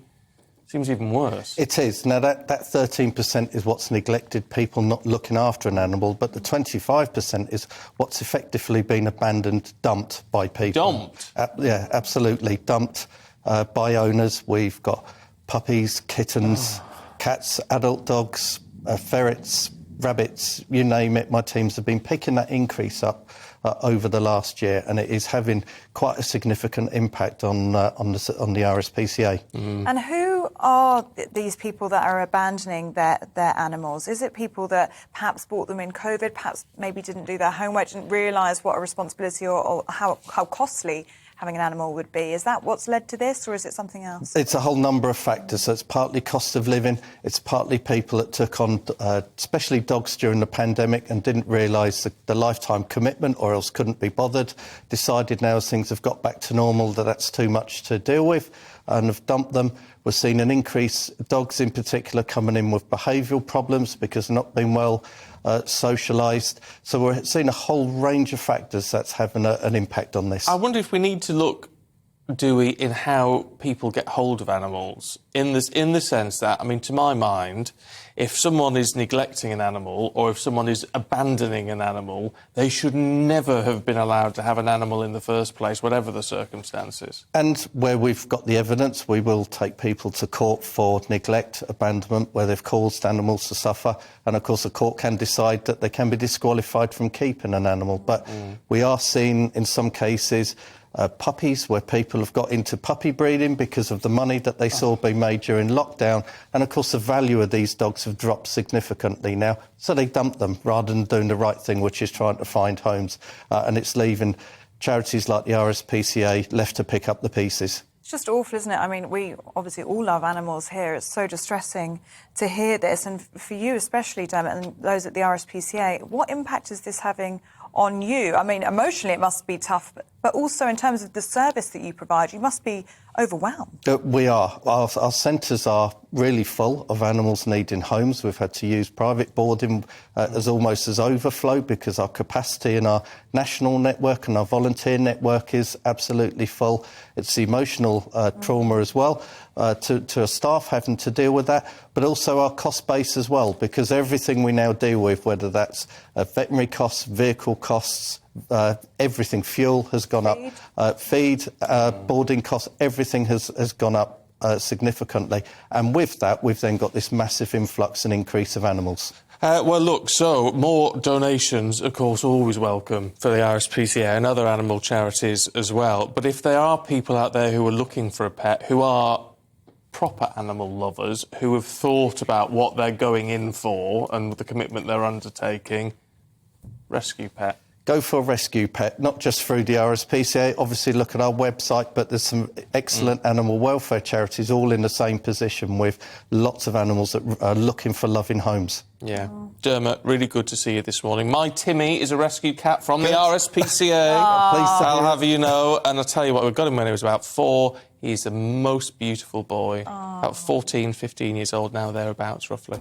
And, you know, and I often find with rescue pets that they almost know you've done them a favour, and they seem so affectionate, actually. Yeah. They sort of know what's going on, I think. It's the same with a rescue animal where you take it out of a cruel situation where it's been neglected. Often it's a human that's put them in that position, and sometimes they realise it's only a human that can get them out, and often one of my teams that will do that. Yeah.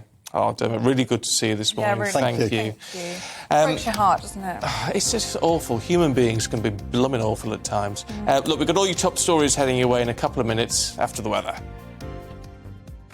Looking ahead to today's weather, and the UK is looking foggy to start for some, with some showers around southern and western coasts. Let's take a look at the details. Starting off in the southwest, and here there will be bright or sunny spells, but also a scattering of showers which will become more widespread throughout the day. In the southeast, any showers will be largely confined to the coast, so it will be largely dry, with fog thinning out to brighter spells. Plenty of showers around western parts of Wales, and these may feed further inland, but eastern parts will remain still drier throughout the day. A mostly dry picture for the Midlands, with just 1 or 2 passing showers possible, and any fog thinning out to bright or sunny spells. Temperatures near average for the time of year. A similar picture for the northeast. Here it should be mostly dry with early mist and fog thinning and lifting. Some sunny breaks are possible this afternoon and highs of around 8 Celsius. Around Scotland, we can expect a few showers through the morning into the afternoon. These most likely through the coast, though inland and eastern parts should be drier with some sunshine. A mostly fine picture across most of Northern Ireland too. Here there should be some sunny skies and 1 or 2 coastal showers. Temperatures rising to around 9 Celsius. And that is how the weather is shaping up for the rest of the day.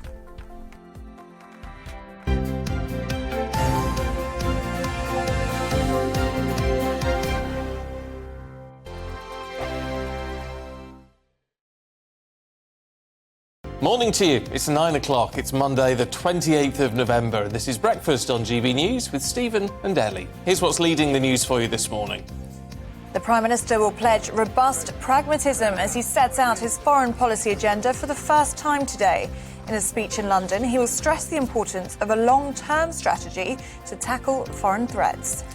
It comes as a wave of protests rocked China in opposition to the country's zero-COVID policy. In a major challenge to his leadership, demonstrators in Beijing last night called for the Chinese Premier, Xi Jinping, to step down.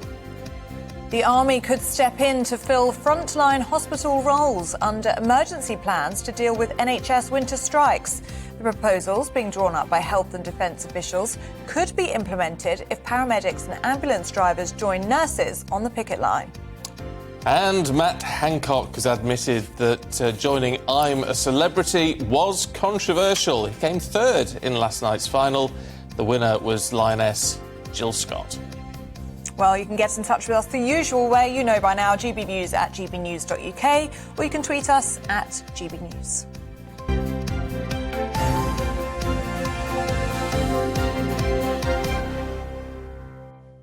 Well, our main news this morning, and the Prime Minister's calling for robust pragmatism as he lays out his foreign policy agenda in a speech at the Lord Mayor's banquet in London later on today. It's one of those phrases you sort of know what he's getting at, but what does it actually mean? Well, citing the threats of Russia and China, he will say the UK needs to plan for the long term and stress the importance of a strong domestic economy at home to tackle competitors abroad. Now, all this coming amid this unprecedented wave of protests in China against the country's COVID policies. Demonstrators in Beijing last night called for the resignation of the Premier Xi Jinping. Well, let's speak now to the assistant editor of The Spectator, Cindy Yu. Good morning to you, Cindy, and thank you so much for joining us. So if people are watching and listening now, this has actually been going on in China for a long time now, this zero COVID policy, been going on for years, and we've seen protests start to build up in the last couple of weeks, haven't we? Just give us the context of what we're seeing there at the moment. Yeah, it's actually really over the last few days that protests have been happening. So obviously it's a massive country. First of all, there are always localized kind of attempts to break out when local officials and the residents kind of clash. But what we're seeing at the moment over the weekend is nationwide protests with a political message. It's not just about zero COVID anymore. Some of them, as you mentioned in your introduction, are calling for Xi Jinping to step down. And they have found those slogans, they have found the words to say that through a protest that happened just before the National Party Congress opened last month, where this lone man in Beijing standing on a road bridge, I don't know if your viewers remember, unfurled this kind of 24 characters banner calling for Xi Jinping to step down. And those slogans have kind of, been revived by the latest round of protests. And for these people, zero COVID has just gone too far, and it says something to them about the nature of the politics in the country as well. Interesting with all of this is how it then ties in with what we're hearing from Rishi Sunak, because there are concerns about what China's doing with zero COVID policy. There are concerns about human rights and Uyghurs in China, the way all that is handled. And yet what we're hearing, or going to hear from Rishi Sunak today, is robust pragmatism, which means what exactly in relation to a country like China? Having some firm words but wanting to keep the economic channels open? Yeah, I think that is what it means. Well, look, Stephen, if I were in number 10 over the weekend, I would have told them not to kind of announce this today, wait for the dust to settle on these protests a bit more and see what's going to happen, because it's not beyond the Chinese Communist Party's power to crack down violently and harshly. And this puts the UK government in a bit of an odd position. So I would have probably delayed this speech for another week or so, or at least use slightly different wording, because pragmatism doesn't sound amazing. I can understand what he's saying. And I think I do agree with that, which is that you're never going to, eradicate China. You're never going to be able to cause regime change if that was your goal coming in, because that's incredibly hard. And often you don't know what comes after that. So given that, you kind of have to live and work with the current situation in China. And I think in some cases, communication and dialogue is actually more effective for policy change than kind of grandstanding and shunning them and ostracizing them. So I can see where Rishi Sunak is coming from, but from a kind of PR perspective, it's not brilliant timing. Although I am heartened to see that this is the approach that we're going to take, because the more dictatorial that Xi Jinping becomes, the more he'll need Western interlocutors to kind of tell him what's going on. Otherwise, he'll get into a bit of an echo chamber like we've seen with Putin. But aren't we... you get the sense... I know we haven't got the full speech yet from what he's going to say tonight, but you get the sense that, he's outlining a foreign policy agenda which is actually very insular. It's about, keeping trade open. It's about having a strong economy here in Britain. So it's foreign policy but inward-looking. Well, I think if by inward looking you mean serving British interests first and foremost, that's kind of what I want my foreign policy to be. Because, obviously, I guess the alternative is to promote democracy across the world, interfere with other people, other countries, even if, that means, war, invasion or whatever it is. I think, putting British interests first is probably the best way forward. I'm not sure I would call that insular looking. Do you think this could be a watershed moment in China, the biggest protest since Tiananmen Square, which 1989, I believe it was? How big and how significant is what we're seeing right now? So I think we will have to see how it happens, because, as I've mentioned, the nationwide protests have only been happening for over the weekend. Tiananmen Square was a sit-in in the most major square in Beijing for weeks on end. So we're not at that scale just yet. If they continue, they could get there. But then you even look at the way that Tiananmen Square was tackled down. So I don't know. I have to say I'm naturally very skeptical and cynical of the idea of regime change, policy change, unless the Chinese Communist Party really wants it. Of course, they're going to find scapegoats, so local officials will be the first to be blamed, and that might lead them to some improvements in the zero-COVID policy just to be a bit more humane. And if the protests keep up their pressure, the party may decide that Xi Jinping is not the right person for all of this, but for various reasons, institutional and factional, Xi is kind of in a very safe position at the moment. He was meant to be a reformer, wasn't he? When he took power, he was seen by the West, at least, as someone who would be a very gentle reformer, at least. Now he seems to have almost established himself as virtually a new age emperor in all of this. It does seem a remarkable situation that we find ourselves in with China. Yeah, I think that just goes to show how opaque Chinese politics is, because I guess an analogy would be Mohammed bin Salman in Saudi Arabia, where people thought he would be a reformer for letting women drive. So I think with these kind of authoritarian states, it's always hard to know what's happening behind the scenes. The reasons that people thought Xi Jinping would be a reformer excuse me, is because his father was a reformer. His father promoted a lot of economically liberal policies when he was a Communist Party official. Xi Jinping himself was around quite a lot of the economically liberal regions and provinces in China. But at the same time, when you're governing a whole country, we never really properly knew what Xi himself believed in. So it was always really kind of reading the tea leaves, hoping he'll be a reformer. And I'm sure there'll be a bit of wishful thinking in there as well. And then when faced with the task of governing the whole country, clearly his own personal views have come up. But I think it's important to say that China has been on this downward trajectory since before Xi Jinping was in place. So there's a strain of thought that says actually the structural environment here means that anyone in his position has to do kind of similar things. I'm not sure I fully buy that, because I feel like there's small things that you could do differently, zero COVID, for example. But yeah, so we still don't really know what Xi Jinping himself believes in. He's so opaque. But Cindy, as always, great to talk to you. Thank you very much indeed. It's just absolutely... I mean, it's fascinating and scary. It is. All at the same time. And we're seeing these uprisings, aren't we, throughout the world. We're seeing Iran at the moment. We're seeing China in the papers today. The world's eyes are going to be watching China. You do wonder if it's like another sort of Arab Spring. This is it, isn't it? We've seen it happen before, and that's why I asked the question about how significant this could be. But it's one to watch, isn't it? And I think the world will be watching to see what happens there. But it's the risk as well. It's the risk that these people they're risking their lives. That's a significant risk. Yeah. But you do wonder whether something like Tiananmen Square could ever happen again after the criticism from last time. I've been in Tiananmen Square actually. I mean, you can't help but just reflect on what happened in '89 when you're there. It's just remarkable. Actually, it's a most beautiful, marvellous place. But then you think, what happened here? People were just massacred. It's awful.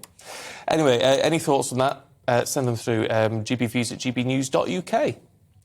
Now, with 91% of UK households reporting an increase in their cost of living, times are tough for so many. Oh, yes. Now, as a result, the Burnley-based organisation DEFRA is doing what it can to help those who have nowhere else to turn. Our North West of England reporter Sophie Reaper has been finding out more. Freezing cold with empty bellies. That's the reality for so many people as the cost of living crisis continues to bite. This particular meal would be roughly probably £1.10 per person, and that's for 2 meals. We've cut it down to roughly 2 meals a day. We don't have a lunch. Every time you go out to the shop, I'll get a basket of things, and I think this will only be so much. And it ends up being nearly double, and it's crazy. The prices are just going out of control. But it isn't just the rising cost of food that people are having to contend with. Prices are rising across the board. The boiler's been packed up and we needed it. That became a problem because we couldn't afford it. We're not in a position to be able to just go out and buy a new boiler. It's terribly cold.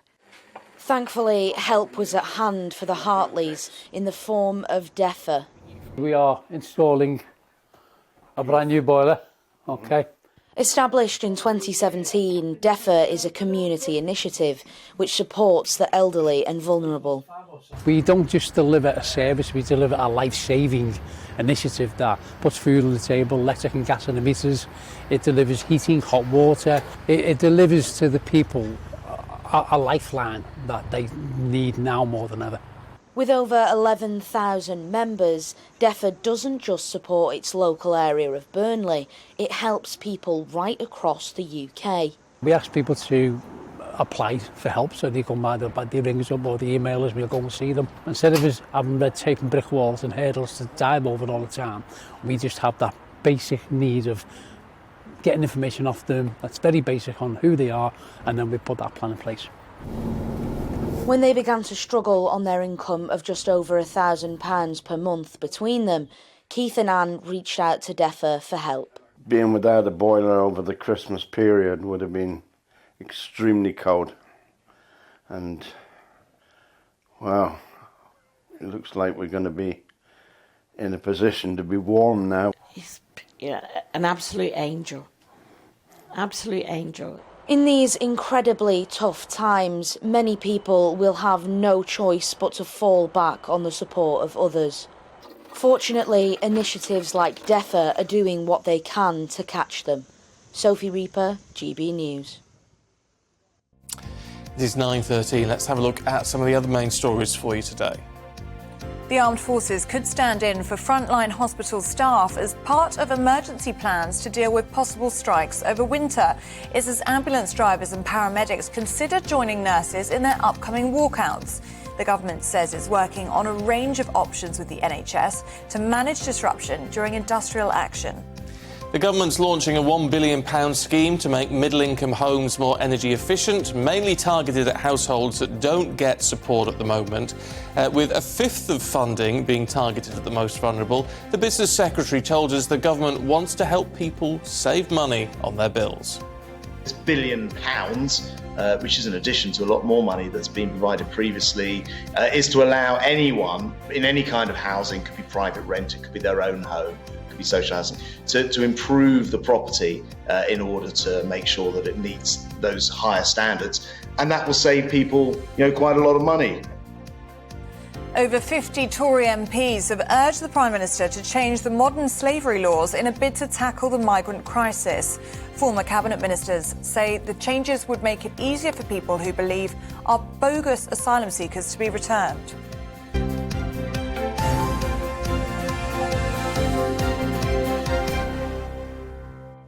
I just want to raise, we covered this in the headlines, there you go, but the Times taken it, Army to rescue strike hit NHS. And I just thought it was apt. We've been saying armed services, armed forces, because Ray's been in touch. Morning, Ray. He says, as an RAF veteran, 38 years service, wow. I get very frustrated with headlines about the Army saving the day. Inevitably, personnel from all three services will be involved, and perhaps this should be reflected in the headlines. It's op tempora, isn't it, that where the Army, the armed forces step in, and that is op tempora is made up of all three of the services. So you are quite right, Ray. I've got to say, the Times is the only paper I've seen with that as a headline. It's an easy way of saying it, but you're quite right. It's not accurate. Yeah, and George has been in touch with us on the subject as well and says, surely our armed forces instead should be involved overseas. They should be defending our shores first. After all, is that not what they're there for? I don't know that it is. It's meant to be protecting our shores by getting overseas and stopping stuff getting to our shores. I mean, I get your point, George, I do. Look, get in touch with your thoughts. If you're very quick, we might be able to squeeze them in the next 10 minutes.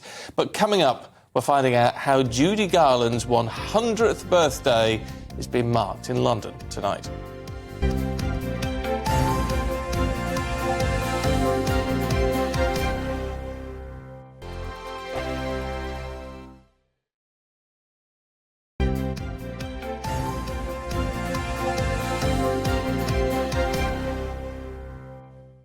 Clang, clang, clang, went the trolley. Ding, ding, ding, went the bell. It would have been Judy Garland's 100th birthday today. And so there's, for one night only, a star-studded show called Judy No Place Like Home is going to be raising money for youth homelessness. Yes, it's taking place at London's Lyrics Theatre in Shaftesbury, and the show will feature music and video performances in celebration of Judy's life. Well, joining us now is an actor who's played Judy in the past, Lisa Maxwell. Good morning to you, Lisa. This sounds absolutely fabulous. So what's in store tonight? Good morning. I loved your rendition of the trolley song, by the way. Thank you. If I'd have seen that before, I might have roped you in. So basically, what we're doing is we're celebrating Judy's what would have been her 100th birthday. I had the idea last year that I wanted to mark the occasion. I'm a huge lifelong fan of hers, and I was lucky enough to play her in 2017 in End of the Rainbow. I'm also a long-standing ambassador for Centrepoint and have been for nearly 25 years. There I am, my goodness. And I wanted to take everything that Judy represents to so many marginalised communities and celebrate her life and shine a light on the amazing work of Centrepoint as well, because a lot of the struggles that Judy had to contend with, the well-documented struggles of her drug addiction and mental illness, and Judy herself was actually homeless at her lowest point. These are issues that Centrepoint deal with on a daily basis. So I thought, why not put a show together, a star-studded show, celebrate the life of this incredible musical icon, gay icons in so many different spheres, and shine a light on this incredible charity as well. So that's what tomorrow night, oh my goodness, don't say I've been saying that for it, is tonight is all about. Oh, yeah, I mean, I know, tonight, don't let the nerves kick in, Lisa, don't let the nerves kick in. I mean, but as you say... I mean, they already have, to be honest, because I've never produced anything in my life, and we've got so many incredible stars tonight. Matt Goss, Sophie Ellis-Bextor, Stephanie Beacham, Dame Arlene Phillips. I mean, the list just goes on, and Celia Imrie, and... That's fabulous. I mean, I tell you what, it's interesting. You get big stars out for something like this. It's a fantastic charity. It's a beautiful tie-in with Judy's story. But we are talking about someone, even if you're young enough sort of not to know her music, you know the name, you know the Wizard of Oz. She is like a true icon, the icon, isn't she? I would say so. I mean, a lot of people have called her the world's greatest entertainer. And I, in my humble opinion, I think that's right. She's still very relevant, as you say. I mean, to all generations. The Wizard of Oz is on every Christmas. Her music, I mean, when you come along tonight, the audience will be surprised at actually how many songs they know that were actually Judy's songs. We've got, as I say, a massive cast of people. We've also got some young people from Centrepoint who are performing as well, who have never performed before. We've created this opportunity for them and they've embraced it with both hands, and that's going to be a real treat. But yeah, she's very relevant. She represents in a very, very huge way the LGBTQ plus community. You've all heard the phrase "friend of Dorothy," the rainbow symbol. Right. This is all to do with Judy. She was also a troubled soul, but she was authentic. And when she performed, she opened a vein in front of her audience. And I think that's why people still love her today, because she gave so much when she performed. You know, you hear her sing "The Man That Got Away" or "Somewhere Over the Rainbow." And, you know, it still moves people today of all generations. She's an incredible icon, and the charity is incredible as well. I mean, absolutely. Particularly this time of year, you know, they really need the support. Yeah. Oh yeah, no, quite right too. Lisa, really great to see you. Good luck tonight. Fingers crossed. I'm sure it'll be brilliant. Thank you very much indeed. Really good to see you. That is it from us, isn't it? We are off, but Tom Harwood's up next with the briefing. Looking ahead to today's weather, and the UK is looking foggy to start for some, with some showers around southern and western coasts. Let's take a look at the details. Starting off in the southwest, and here there will be bright or sunny spells, but also a scattering of showers which will become more widespread throughout the day. In the southeast, any showers will be largely confined to the coast, so it will be largely dry, with fog thinning out to brighter spells. Plenty of showers around western parts of Wales, and these may feed further inland, but eastern parts will remain still drier throughout the day. A mostly dry picture for the Midlands, with just 1 or 2 passing showers possible, and any fog thinning out to bright or sunny spells. Temperatures near average for the time of year. A similar picture for the northeast. Here it should be mostly dry with early mist and fog thinning and lifting. Some sunny breaks are possible this afternoon and highs of around 8 Celsius. Around Scotland we can expect a few showers through the morning into the afternoon. These most likely through the coast, though inland and eastern parts should be drier with some sunshine. A mostly fine picture across most of Northern Ireland too. Here there should be some sunny skies and 1 or 2 coastal showers. Temperatures rising to around 9 Celsius. And that is how the weather is shaping up for the rest of the day.